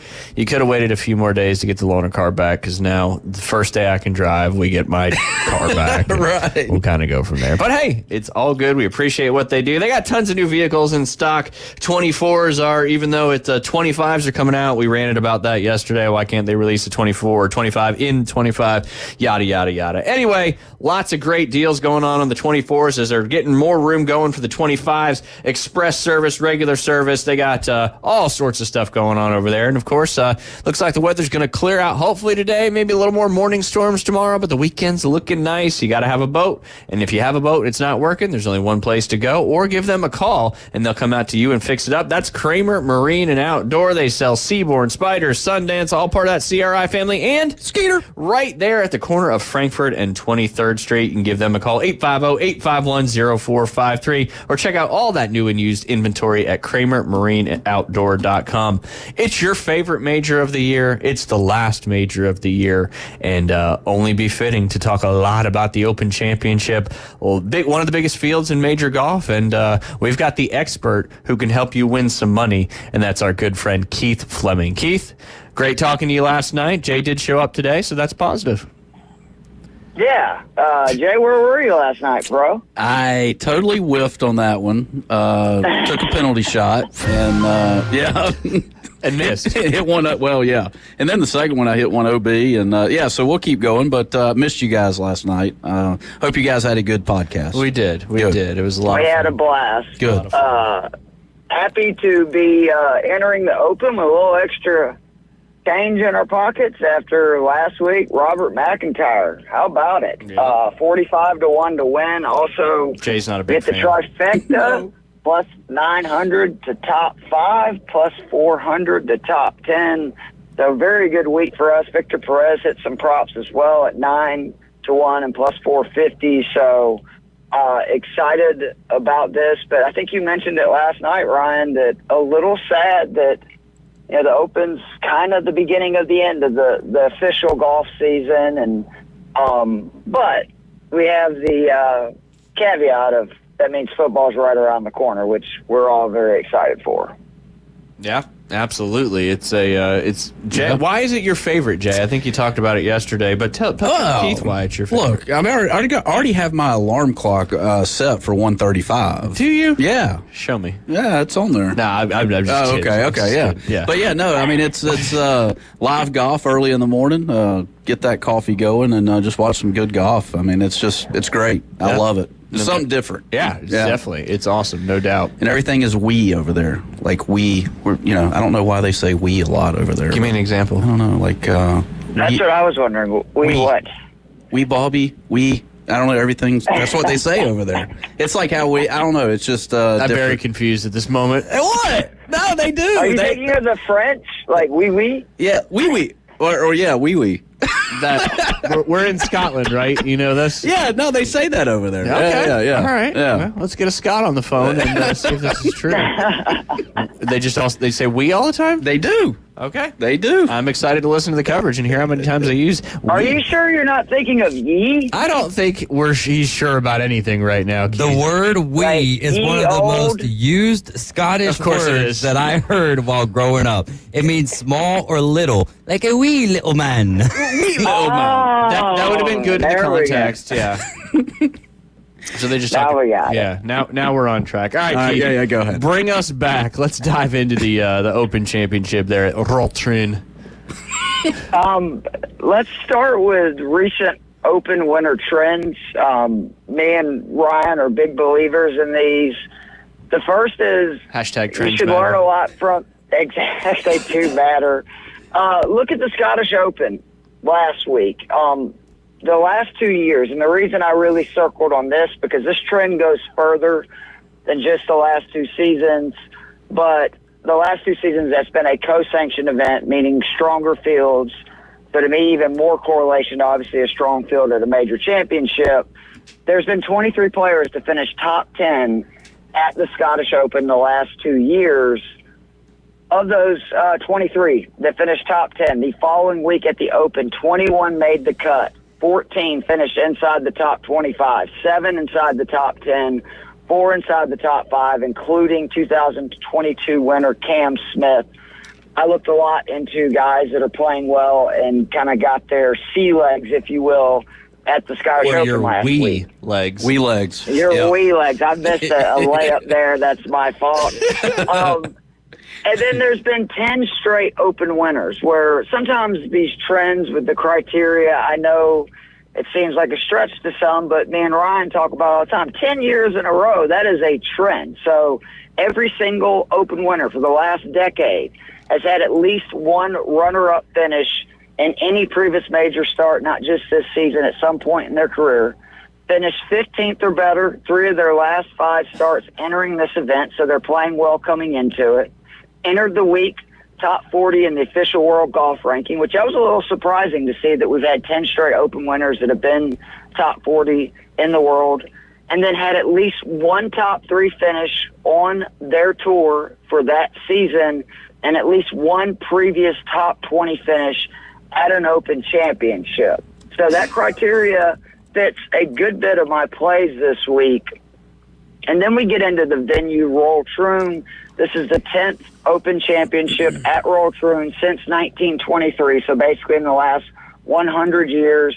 The 5 most recent winners, Henrik Stenson, Todd Hamilton, Justin Leonard, Mark Kalkovecki, and Tom Watson. You notice all those guys are not elite with their distance off the tee. They're all really good ball strikers, play very well in the wind. Many ways, Royal Troon is a typical links-style course. It's located on the coast. That is why these links courses are exposed to high winds and inclement weather that can change just on a dime. It's a par 71 measuring 7,385 yards. It does not play that long because of how firm and fast the fairways are. You'll see a lot of rollout. The course features numerous humps and hollows throughout its undulating fairways. This causes unpredictable rollout off the tee and potential uneven lies for players when they hit their approaches. You've got deep pop bunkers and gorse bushes strategically placed. The gorse bushes are more off the tee. The pop bunkers are both off the tee and surrounding the greens. What stands out at Royal Troon more than anything else is the size of the greens. They are tiny in comparison to your traditional link-style courses, 1/4 the size of St. Andrews, the most famous link-style course in the world. And, man, my favorite part about this course, they separate this course into 3 6-hole stretches known as Heaven, Purgatory, and Hell. I mean, how can you not love links golf when you hear something like this? Heaven is the first 6 holes. It's because it is such a scoring opportunity for the players. Prevailing wind is downwind for these first 6 holes, and it's just, you got 2 par 5s that are both fairly scoreable, and then 3 par 4s under 400 yards. So you want to see guys that you have in your lineup or your betting card getting off to a good start, because if not, it's going to be a long day. 7 through 12, Purgatory, it's really where the test comes on this course for the golfers.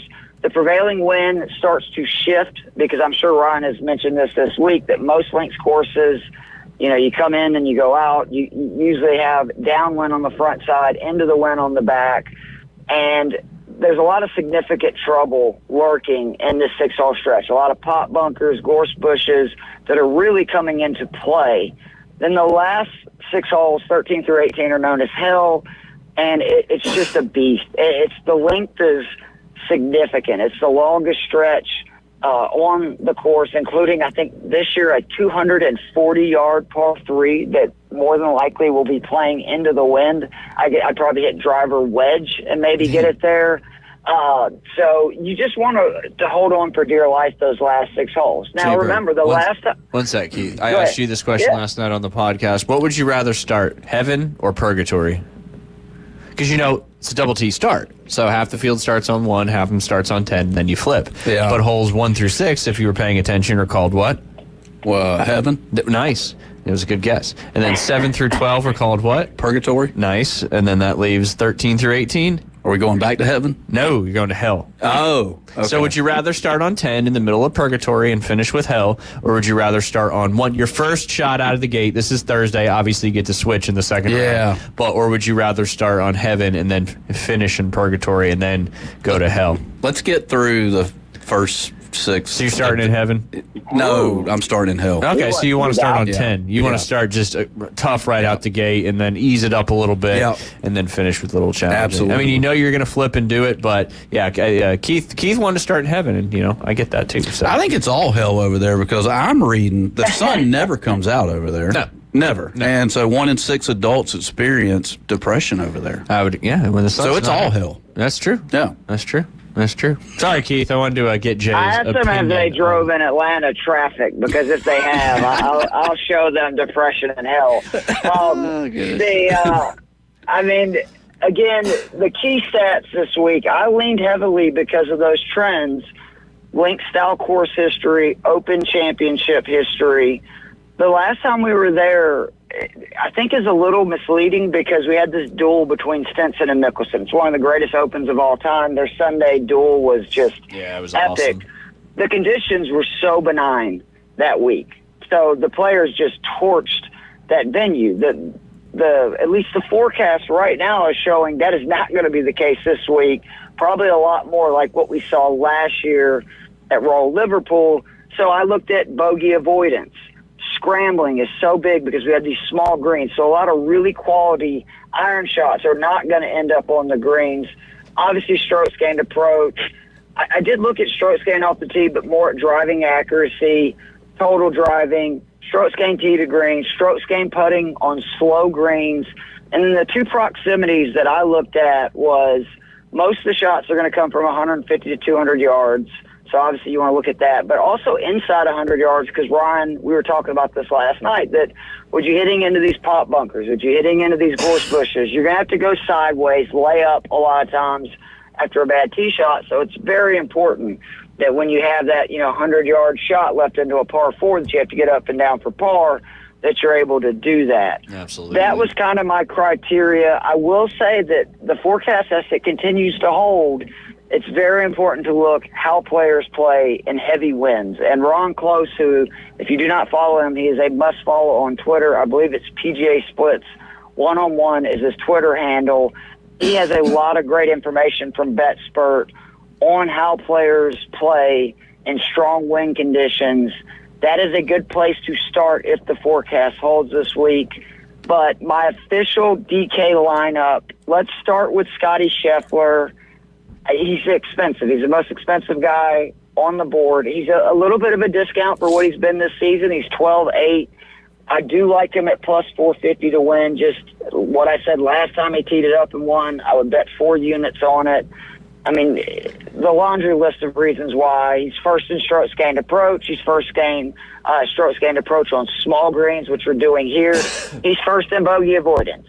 He's 5th in scrambling. He's 7th in strokes gained average on links courses since 2014. He plays well in the wind. He's 7th in strokes gained and ball striking for windy conditions. 9th in driving accuracy. He's finished 23rd or better in all of his Open Championship starts. And what a great way to bookend one of the greatest seasons in the history of the game for him to win the Masters, win the first major of the year, and then win the Open. Ironically, Arnold Palmer entered Royal Troon, I believe it was in 1962, in this exact same situation where he had 6 wins entering the event. That's how many Scheffler has. He had won the Masters to start that major year, and he went on to win the major at Royal Troon, getting his 7th win, his 2nd major. Sometimes history repeats itself. I believe in that, so I do like Scheffler. The main reason I went with Scheffler, and I also like Rory, who I'll get into in a minute, is because I love the guys in the 8,200 and below, especially like that 7K range. So it's not a stretch for me to put together a solid lineup with spending so much on Scheffler. I have Tom Kim second. He's 8,200, 45 to 1 to win, plus 400 at top 10. He's finished 26 or better in 6 of his last 8 starts on tour, so he's playing well. He finished runner-up last year at the Open Championship in a venue that, again, very similar to this one, plays links courses extremely well. 4 Of his 5 career starts on linked courses, he's finished top 15. That's because he's a great driver. He's 25th in total driving, top 40 and approaches inside 100 yards. He makes a lot of birdies, top 30 in birdie average. I think Tom Kim is one of the safest plays this week in DFS, and I really do. I like putting the bet of him 45-1 to win, but I love that 4-1 to top 10. When again, he's 4 of his 5 starts on links courses, 2 of those being Open Championships. He's finished top 15. I'm going to go back to the well. It's not just because Robert McIntyre made me a good bit of money last week. He is 7,700 this week on DK, 40-1 to win. Again, I'm going across the board, plus 850 top 5, 4-1 to top 10. He's really good around the greens, 24th in scrambling. He's 30th in bogey avoidance, 7th in scoring average actual. He won, obviously, last week the Scottish Open, but he excels on linked courses in general. He has 4 top 10s since 2022 on them. He's got 2 previous top 10 finishes at the Open. He's made the cut in 3 or 4. And I expect him to be in contention. And he's one of those guys that I think it only helps him if we get those really windy conditions, the weather gets nasty. So I really do feel good about him. Next up, the guy that won us a bunch of money in this event last year, Brian Harman. He is 7,600. I don't think he can pull off the win again, so I'm not going to bet him to win. But I do like him at 12-1 to top 5 and 5-1 to top 10.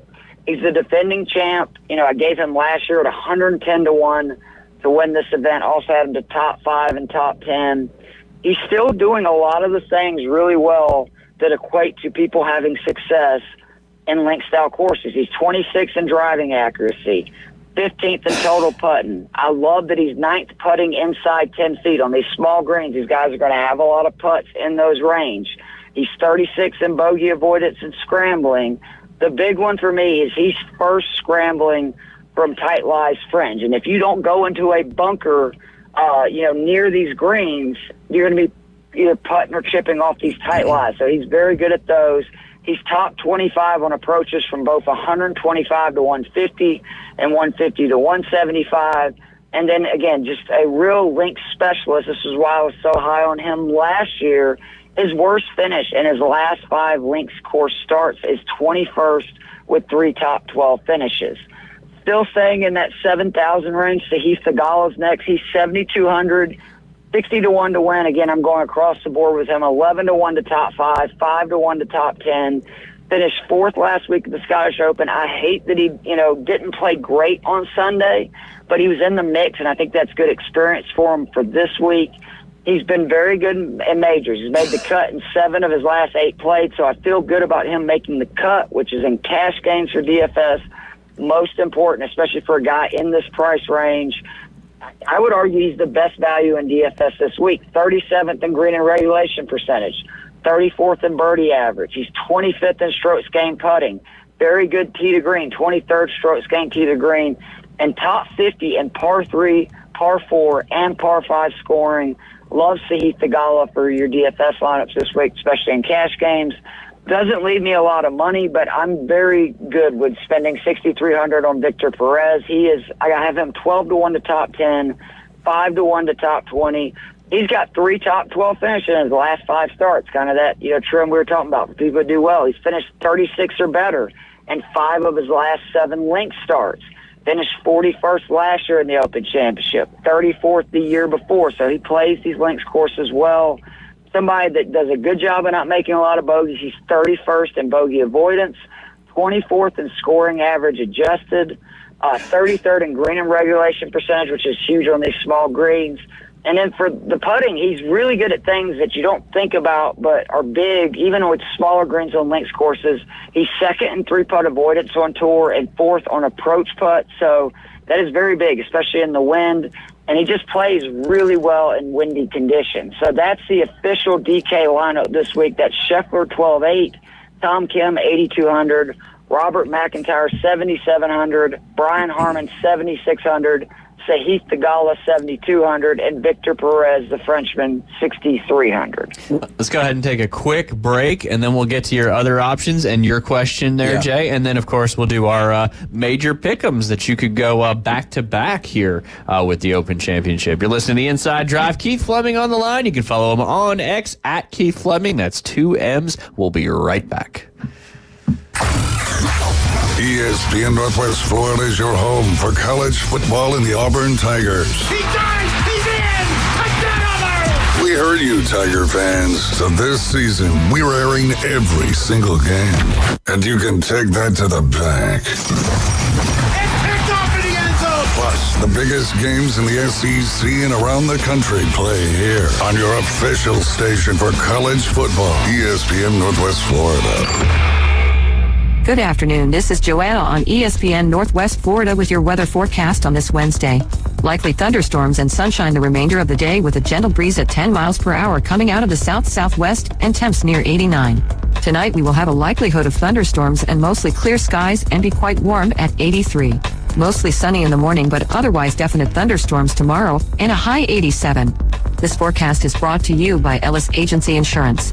Thank you for listening to ESPN Northwest Florida. Rely on it. Ellis Agency Insurance has been serving Panama City and Bay County for years. They offer a full line of affordable insurance coverage of all types. Many people are attracted to Ellis Agency Insurance because of their friendly, knowledgeable staff. Call independent agent Johnny Ellis for a true comparison of your personal or business insurance. Ellis Agency Insurance at the Old Cullen Insurance location, 1134 Harrison Avenue, across from Dandy Donuts and Deli. Call 763-1627. PCB Hobby, the beach's premier hobby store for sports cards, comics, coins, and trading card games. PCB Hobby carries the largest selection of boxes and packs from the latest releases of brands like Topps, Panini, Leaf, and more. Looking for a specific player or team? PCB Hobby has a wide assortment of raw and graded cards. They carry parallel rookie, game used, and autographed cards in both modern and vintage. Have a collection you want to sell? We buy, sell, and trade. PCB Hobby on Back Beach Road, just east of Florida Linen. Call 850-320-8388. Attention homeowners, are you dreaming of a backyard oasis? Look no further than S&R Fencing, your go-to destination for quality outdoor transformations. At S&R, they specialize in crafting custom fences, decks, retainer walls, and all exterior construction that not only enhances the beauty of your home, but also stands the test of time. Their experienced team takes pride in delivering top-notch craftsmanship with a personal touch. S&R Fencing, locally owned, licensed, and insured, and a member of the BBB. From the fairway to the rough. I was hoping to squeeze in 9 holes before this rain starts. From the greens to the bunker. Certainly, Your Eminency. It's the Inside Drive with Ryan and Jay from the Bill Kramer Marine and Outdoor Studio. The good Lord would never disrupt the best game of my life. ESPN Northwest Florida.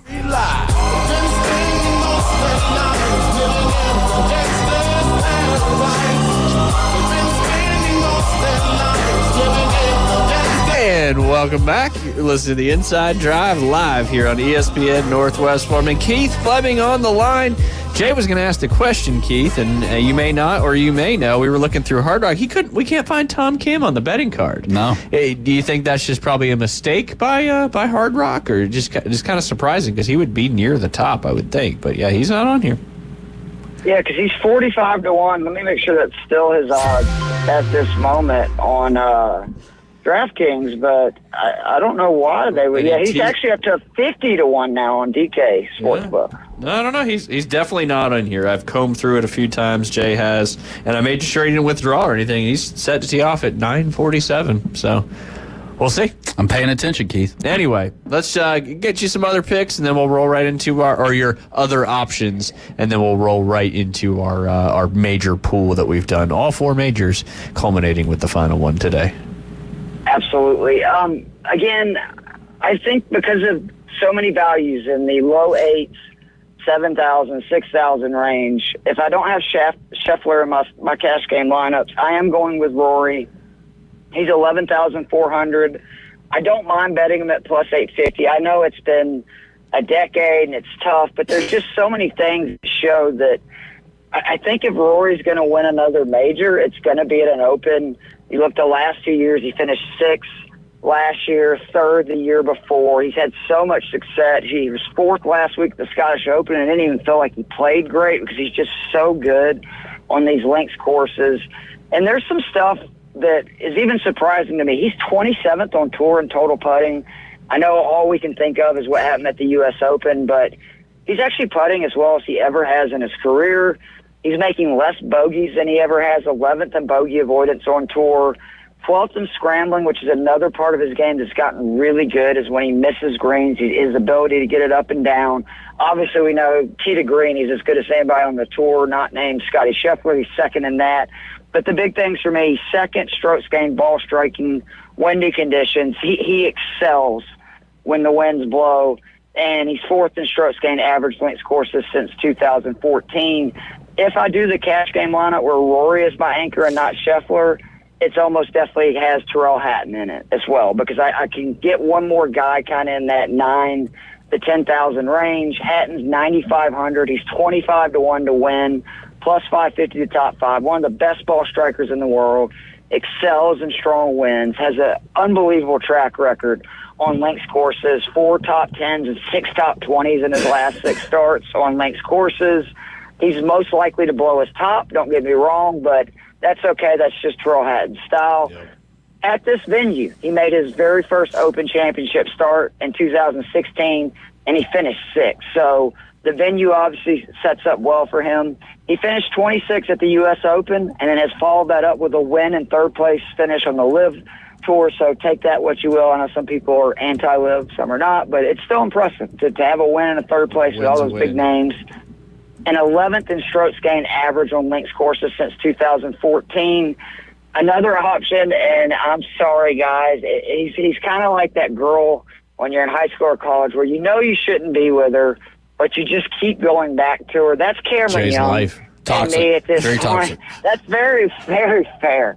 It's Cameron Young at this point for me in the golf world. He's 7,500, 60 to 1 to win, 12 to 1 to top 5, 5 to 1 to top 10. I like all those. I do. He's eventually going to break through, and this is a major he's played in twice. He finished 8th last year and 2nd in 2022. So he obviously enjoys links courses. He's 11th in total driving, 8th in par 4 scoring, top 10 in both of his last 2 starts entering this Open. And he's 18th strokes gained off the tee, 32nd strokes gained tee to green. I think anytime that the greens are slow the way they are this week, and especially when they're small, that kind of evens out the field for people like Cam, who's not a great putter. I think it makes it a little easier for him to contend because putting is not going to, I don't think, separate it like it does week in and week out. Yeah. And then the last option that I gave in my article, Adam Scott, 6,700. He's 65 to 1 to win. I love him at plus 550 to top 10. Runner-up last week at Scottish Open. He's finished 33rd or better in 5 of his last Open starts. He's 5th strokes gained total at the Open since 2010. So no matter what the venue, he's just one of the best guys in the world playing it. Still hits it a ton off the tee. Still I think is 18th in driving distance on tour this year. But his putting has been what's so great. He's 40th strokes gained putting, 31st putting inside 10 feet. He excels on par 3 scoring. He's 21st in par 3 scoring and 13th scoring average adjusted. And then a few other plays that I've added as it looks more and more likely the wind is going to blow. Ashe Beate at 7K on DK. He's 90 to 1 to win. He's one of the best players in the world in extremely windy conditions. If you look at the venues that he's won at, the wind has blown there, including the, other event that they're having this week on the PGA Tour. Louis Oosthuizen, 6,800, another guy that just has a stellar Open record. He excels in windy conditions. And he's been putting and chipping really well on the LIV Tour, so he's interesting. And then finally, Ben Griffin at 5,800 from Texas, has been playing well, did pretty well in the Scottish Open last week. He's somebody that if you want to, get really creative with your lineup and dip into that 5,000 range, I don't mind playing Ben Griffin even in a cash game lineup because I feel pretty good with the way he's playing, the way he plays in windy conditions. He's got a very good chance to make the cut. That'll free up, obviously, a lot of money for the rest of your DK lineup. There you go. There's your official DK action, and I'm feeling good about one of those being a winner, no doubt about that. And I really like that Adam Scott pick. I think he's always a great shot. I mean, and his 65 to 1 to win, 550 to top 10, some great value there. That's for sure. All right. I think you point out he's like 18 to 1 to top 5. So Yeah. I mean, there's some real value there as well. Definitely. All right, we got to do it. It's the final major of the year. You won the Masters. I won the PGA. Jay won the U.S. Open. And here we are with the Open Championship. Let's go, Alan. What's the order going to be for this one, Keith?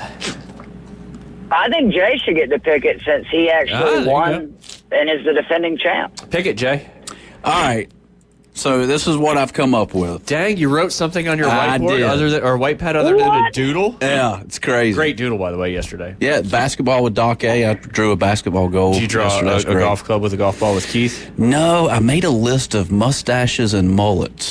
So I'm going mustaches and mullets for the 24 Open Okay. Championship. My number one mustache and mullet pick is Cam Smith. But we haven't determined an order yet. That's So I guess he's going first, is what he's saying. That's fair. Who goes second? Jay's creating the order? I thought y'all were saying Jay was going first. No, since he No, we were saying finished first yeah. last year, you got to pick the order. But you go first. That's fine. Okay. Who goes second? I pick Alan. Yeah. All right. Who's third? Keith. Oh, you gave me the best pick. I appreciate it. Again. Yep. All right. So Jay went with Cam Smith. Next, David Hayes is the pick is to you. All right. So with that being said, I'll pull up the old odds machine. The odds machine. That's what I'm working off of here. Let's go. How does Alan feel about live guys? Alan loves live guys. All right, then, Bryce. very pro. Who did you take? I took Cam Smith. I'm surprised you didn't go with Hovland right there with your first pick. Bryson DeChambeau. There you go. He's going with mustaches and mullets. They have to have a mustache or mullet. DeChambeau. All right. I think Alan will like that. Keith, who you got? I got to go with Scotty. Anytime I can get him with the third pick, sign me up. Yeah, absolutely. I think that was pretty similar to last time, too. Scotty Scheffler there. And, of course, I got back-to-back picks, and I'm going to go with Rory, and I'm still going to ride the Oberg train, even though he struggles in that final round. Maybe this changes it, but I'm going to go with Rory McIlroy and Ludwig Ober. All right, coming back to Keith. Ooh. I can't believe I'm going to do this because I was just talking about how I'm down on them this week. But hey, this is the give me pick the of baddest man in the major championship world, and I still believe that. I'll take Brooks Koepka. There you go. Brooks Koepka. Back to you, Alan, a.k.a. David. Interesting. Let's see. Well, the X-Man's still sitting out there. I don't know how he's going to play on the links, though. Still sitting out there. Let me take. I almost want to just put a thorn in the side of Jay over here and take one of his two that I know that he wills. But I don't think either one of these guys have mustaches or mullets, so you're not going to be able to go with old Hav. Give me Tony Finau. Ooh, I like it. Oh, great pick. I like it. All right, Jay, back to you. Two picks back to back. 2 picks. All right, so I'm going with Tricky Ricky Fowler. What? Does he have a mustache now? He has a mustache, doesn't he? Yeah. But that's a terrible pick, but that's fine. He's got the pencil thin mustache, but he's got a mustache. And then Terrell Hatton. Oh, yeah. Great Terrell. pick. Yeah. Hot head. He's always hot, though. That's the thing. Like, that's just his mentality. He rolls with it. All right, so we got Fowler. I don't even know if I have to cross him off. I don't know how far back down on this list he is. I'm just going to not worry about it. And we got Terrell Hatton as well, right? Terrell Hatton is somewhere in the... Terrell Hatton's up there. Is he? Yeah.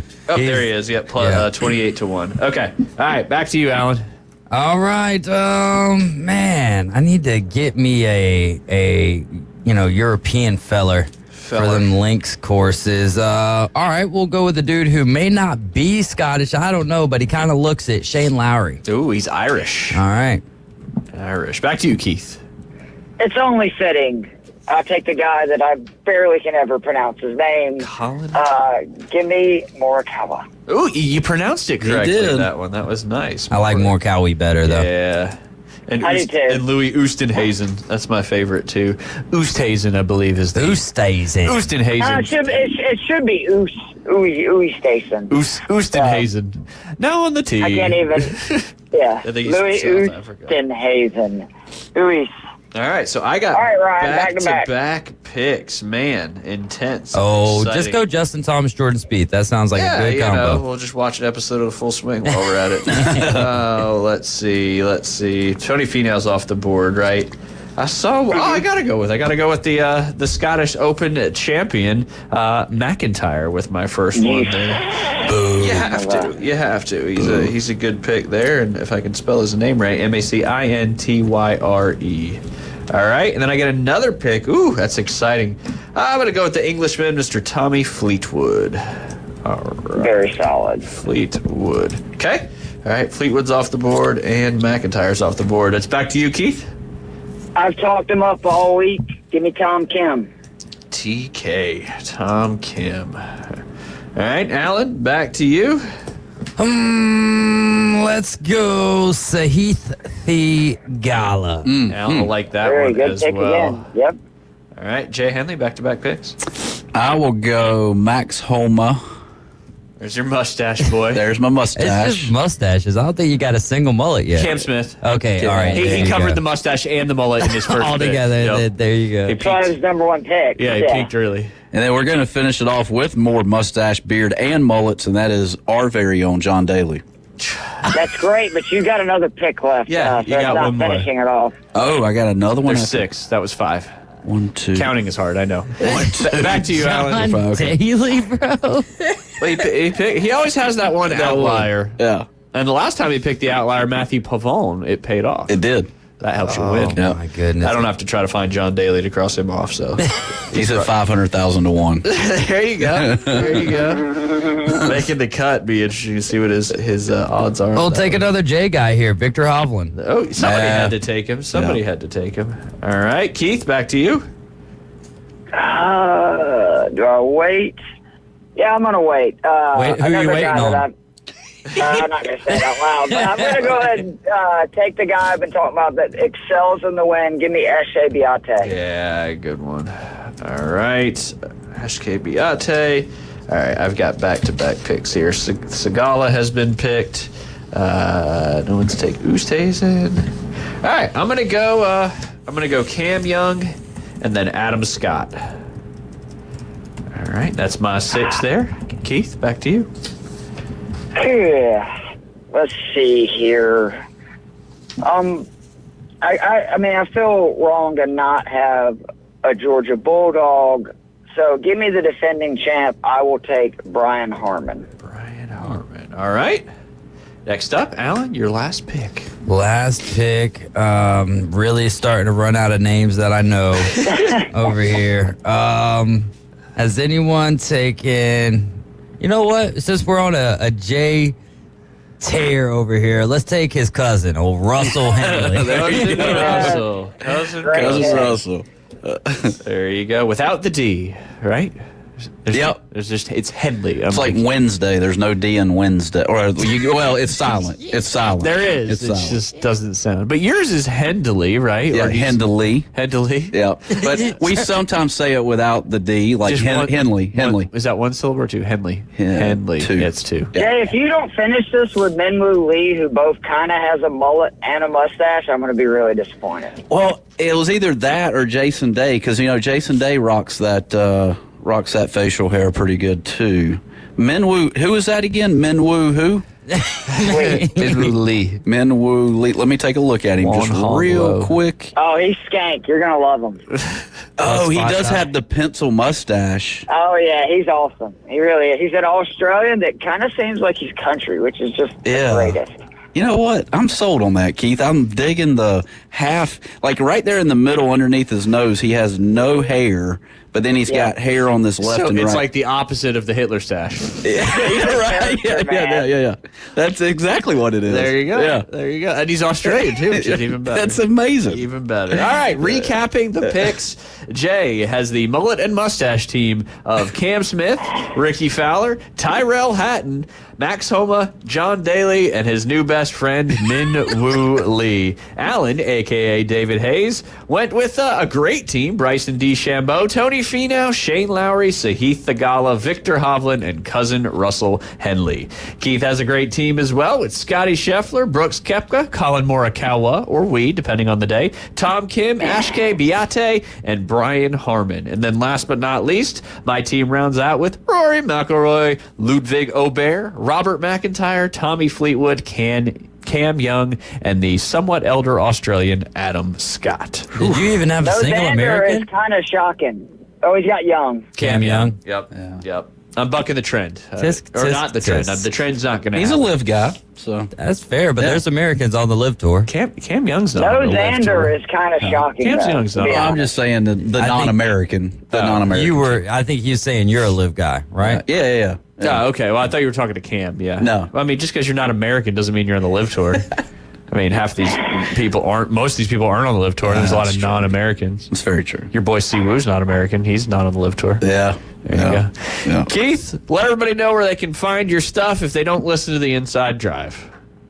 You can find all my stuff on the Twitter/X. That's at Keith Fleming, KeithFleming. Do golf content and DFS football for Fantasy Six Pack. Do DFS football and other football content for Fantasy and Frames. And then if you love wrestling, like I do, Inside the Squared Circle, we just finished part 2 of storylines you need to know. The Mega Powers Explode, Macho Man, Hulk Hogan. Man, you want to talk about nostalgia, bringing me back to my youth. You should check that out. Give us a follow.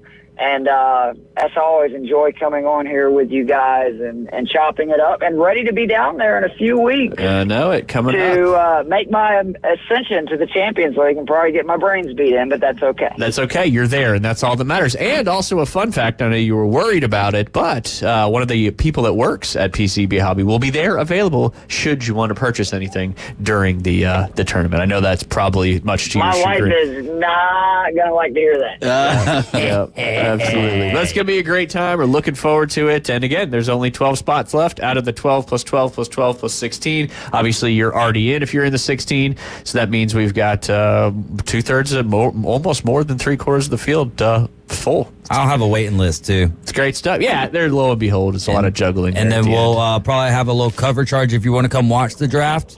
Like, if you can bring one friend or so. No, I'm just kidding. I'm not going to cap that. But if you want to. I was going to say, you could definitely buy me a card or two and come on in. There you go. Cover charge is $5 to David Hayes' Venmo, and we'll figure that out later. That's it. There you go. We'll disperse accordingly. Keith, we appreciate you as always. Enjoy the Open Championship, and we look forward to talking next week. Absolutely. Jay, I'll see you Saturday on the first tee, bro. Bring your A game. 804. 804. Yep. Hit it in the fairway. See you on the next tee. You're listening to the Inside Drive. Final segment coming up next. ESPN Northwest Florida. It's the Coach James Hale Show. Can't believe I'm looking at you and you're singing Rocky Top wearing a UK shirt. Home, sweet home to me. Good old Rocky Top. Rocky Top. Weekday morning 7 to 9. ESPN Northwest Florida. Ellis Agency Insurance has been serving Panama City and Bay County for years. They offer a full line of affordable insurance coverage of all types. Many people are attracted to Ellis Agency Insurance because of their friendly, knowledgeable staff. Call independent agent Johnny Ellis for a true comparison of your personal or business insurance. Ellis Agency Insurance at the Old Cullen Insurance location, 1134 Harrison Avenue, across from Dandy Donuts in Delhi. Call 763-1627. Are you thinking of doing a fundraiser? Well, Krispy Kreme Donuts next to HCA Hospital, 23rd Street, Panama City, and on the Ross Clark Circle in Dothan says, let's raise some dough. Earn up to 50% profit with a Krispy Kreme fundraiser in-shop or online. So let's raise some dough. At Krispy Kreme Donuts next to HCA Hospital, 23rd Street, Panama City, and on the Ross Clark Circle in Dothan. Hey there, business owners. Do you feel lost in a sea of numbers, struggling to navigate your day-to-day accounting? At Lighthouse CPAs, they specialize in guiding businesses to make more money and keep more of what you make. From bookkeeping to tax planning, they've got you covered. Plus, with their user-friendly software, managing your finances has never been easier. Spend less time on paperwork and more time growing your business. Call Lighthouse CPAs 850-785-5254. If you're not scanning while the cashier is begging, we're judging you a little. Why am I working at the grocery store now? It's the Inside Drive with Ryan and Jay. Live from the Bill Kramer Chevrolet Buick GMC and Kramer Marine and Outdoor Studios at ESPN Northwest Florida.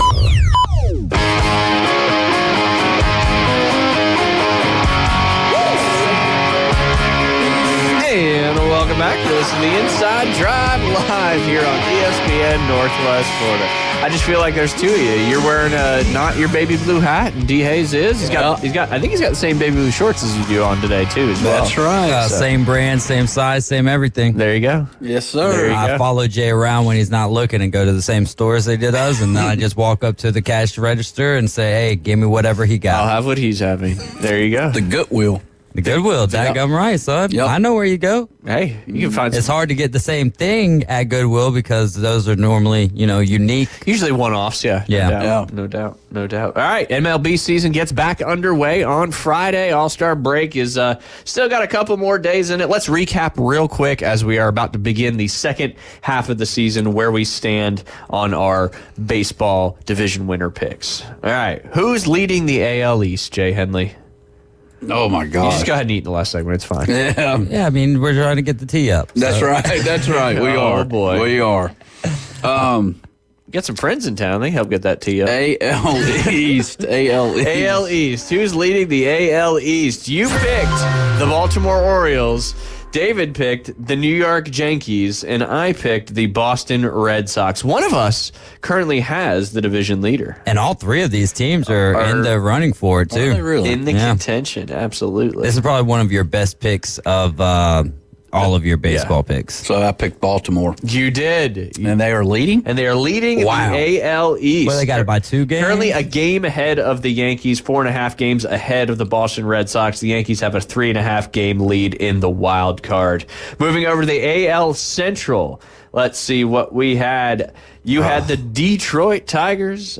David had the Minnesota Twins, and I had the Cleveland Guardians. One of us currently has the correct pick, and that is the Cleveland Guardians, who are 4.5 games ahead of the Minnesota Twins.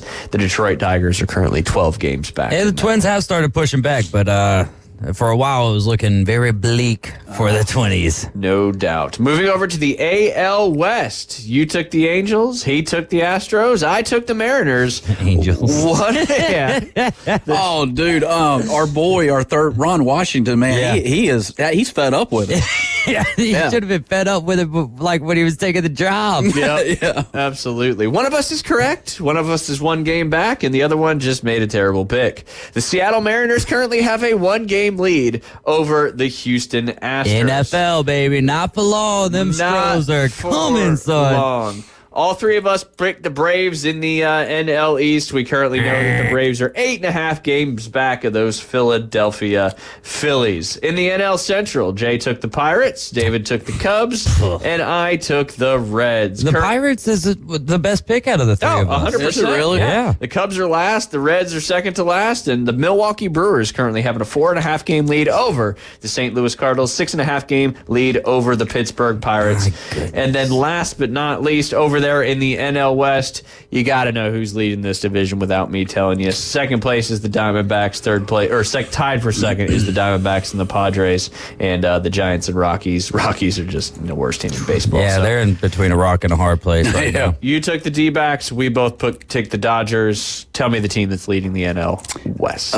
City of Angels. That'd be the Los Dodgers. Angeles Dodgers. Yeah. I got confused with your Angels pick earlier. Yeah. But yeah, 7 games ahead of the Diamondbacks and the Padres. That is your standings update as we go into the second half of the season, which gets kicked back underway on this Friday. All right, I wanted to start this before, and I'm starting it today. We're going to pick the wins-loss of each SEC team for the next however many days, and if we forget a day, I'll just pick up where we left off. We're going to start, Jay, with the Florida Gators. Have arguably the hardest schedule in college football this year. You know, the coach is kind of coaching for his job, I would say, at this point. It's been long enough. Billy Napier's, had some opportunity, and, it's what have you done for me lately? So I think this is a big year for him, and it's arguably his toughest test so far with the schedule. We'll let you go first, Jay. Their first opponent at home is the Miami Hurricanes. Win or loss? They are losing that one. All right. David Hayes? I'm going to Miami plays better on the road than they do at the house, it feels like. This one's so tough because I think that Billy Napier and the Gators actually need this game a little bit more because of the schedule side of things for the Hurricanes. I don't know what the defense is going to be looking like for Florida. I know they just got rid of someone else who was going to be a troublemaker anyways. I know I'm going to be swaying back and forth on this pick for the sake of time, Florida. Okay, there you go. I agree with you. I think Florida steals one, kind of gives everybody, false sense of hope. Miami's, how much has Miami really improved? I know they got some transfer players in there, but I'm going to say Florida starts the season on a high note, gets everybody excited, and then goes a different direction after that. With the next game, still their first 2 home games, 2 tough home games. They got Texas A&M coming into the Swamp that next week. David Hayes, Florida get this one or Texas A&M We win? skipping the Sanford game? Oh, I must have missed that. Let me go ahead and we could. No. I'm going Florida. Yeah. I'll add that. I must have missed that. I'll add that cell in there. Samford. Not Stanford, Jay. Samford. Yep. Are all 3 Florida wins in that one? Yeah. Okay. Oh, yeah. That could be an upset, though. You never know. All right, moving on to the third home game, Texas A&M. David, you kick us off on this one. I'll take them Goobs, the old Aggies. Just like in baseball, Florida starts going the other way right here. What you got, Jay? They go 1-2 after this one. Texas A&M. Taking the L. Yeah. All right, first Rome game. Hopefully I have the rest of these right. At Mississippi State. I'm going to pick first in this one. I'm going to go with they get a win over there in Starkville. So I'm going to say 2-2 through 4. Next up, Jay. Yeah, I'll go Florida Gators on this one. All right. I'm also going to take the Gators in this one. We'll see how Lebby's tenure starts out there for the Bulldogs in Stark Vegas. There you go. Jay, next up, home game against those Knights of UCF. David Hayes' dynasty team. Yes, they are. Yikes. You know what? They may squeak this one out. I'm going to go with the Knights of UCF. So an L there for UF. Yeah.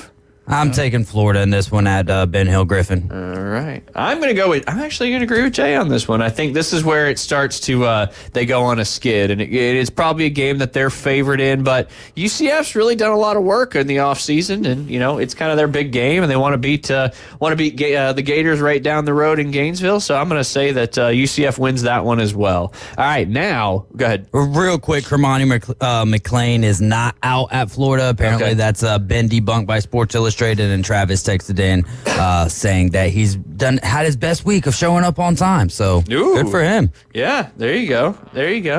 Something to be said for that. Jay, absolutely. If you're not early, you're not on time. And if you're on time, you're what? Late. There you go. Yeah. And I love being fashionably late. That's it. He's always on time. He's got a minute or two to spare. But anyway, at Tennessee, Rocky Top, I think this is the skid that probably runs a bunch of games. I think, Jay, you are at the top of the batting order in this one. Swing bada. Rocky Top. The stadium pulse is going to be in the red, and Florida Gators are going to lose this one as well. Gotcha. I'm going to take Tennessee in this one too, but again, I don't know how much faith I've got in the quarterback. I'm a Lemaleva or whatever it is. Becky. Assalamu alaikum. There you go. Assalamu alaikum. I'm also going to take the Tennessee Volunteers in this matchup. Next, David Hayes back home against the Kentucky Wildcats. Oh, man. They got Jason Patterson over there, kid out of Sneads High School. I think he's going to be RB1 if I'm not mistaken. Give me Kentucky, giving Florida it being that thorn in the side to the Gators. There you go. All right, so an L for the Gators at Kentucky for David Hayes. I've also got an L for the Gators in this in this matchup, bringing their record. Looks like in this one, what do we got? That's 7 picks, 3 and 4 at this point. Jay, who do you got against Kentucky, Florida or Kentucky? It's in Gainesville. I'll go with those Reptiles. I think they do pull this one out at Ben Hill. They need to. Yeah, this is a big point in their season because next up they got the Georgia Bulldogs, and I just don't see a way that they can beat Georgia, even if they play their best football game. So I got the L in that one. Jay, what do you got in that one for the world's largest cocktail party over there in Jacksonville? Yeah, you got to go Georgia. Just got to. Put them little gator snouts out there like how they do when they're doing the chomp, and then take that top hand and lift it all the way up. What's that make? An L. Give me Georgia. Hey, I was wondering where you go with that one. He's the Lee Corso of the pick'ems. That's here. right. That's more like closer to like a little bit of a Pat McAfee. I'll riled up yeah. and and more coherent. That's for sure. That's for sure. All right, next, traveling to an even more not an even more difficult opponent, but another top tier opponent going to play the Texas Longhorns in Austin. David, I believe Texas. You got Texas. I've got Texas winning this one as well. Jay, what do you got? Let's go Texas. All right. Hook 'em. All right, next up, I got Ole Miss at home. I think Ole Miss wins this one too. And LSU's next. Oh, what did I get this schedule from? I don't know. Maybe I was. But I can tell you one thing. All of the teams left, I've got the opposite of Florida. Yeah, no, me too. Starting with the UCF game, basically. Is it home or away? It's at Ben Hill Griffin. So it's home. Okay. All right. I'm still doesn't change my pick. LSU wins that one. Same. Jay, what do you got? I think this is where Napier says bye. Does he say bye or does he get told bye? Or he gets told bye. I should. So they're gonna lose that one as well. Okay. He's gonna do it like Antonio Brown. Just take the headset off and walk off. Take the shirt off, all that stuff. That'd be interesting. All right, Ole Miss at home, Ben Hill Griffin. Who do you got? Rebs, another L. I got another L. What do you got? I got another L. Whew. Yikes. That's tough there. And then last but not least, hopefully I got this one right. It's at Florida State University.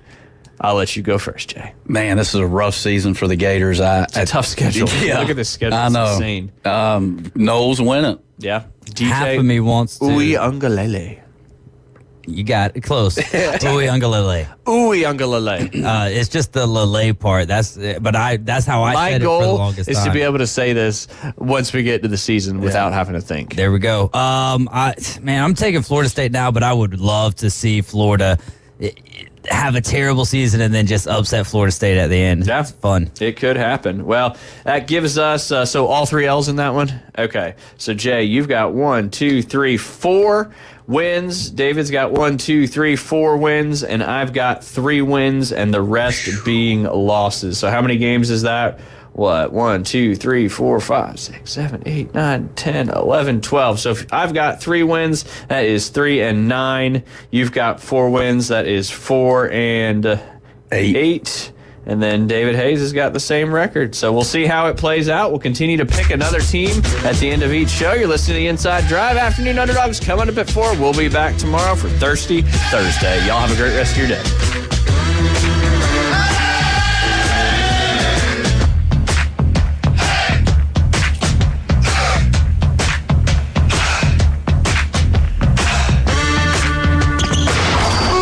ESPN Northwest Florida, the Paul Feinbaum Show. Let's give a round of applause on a Friday night to Sparks. Come on in, Sparks. It's all yours. Good evening, ladies and germs. How y'all doing?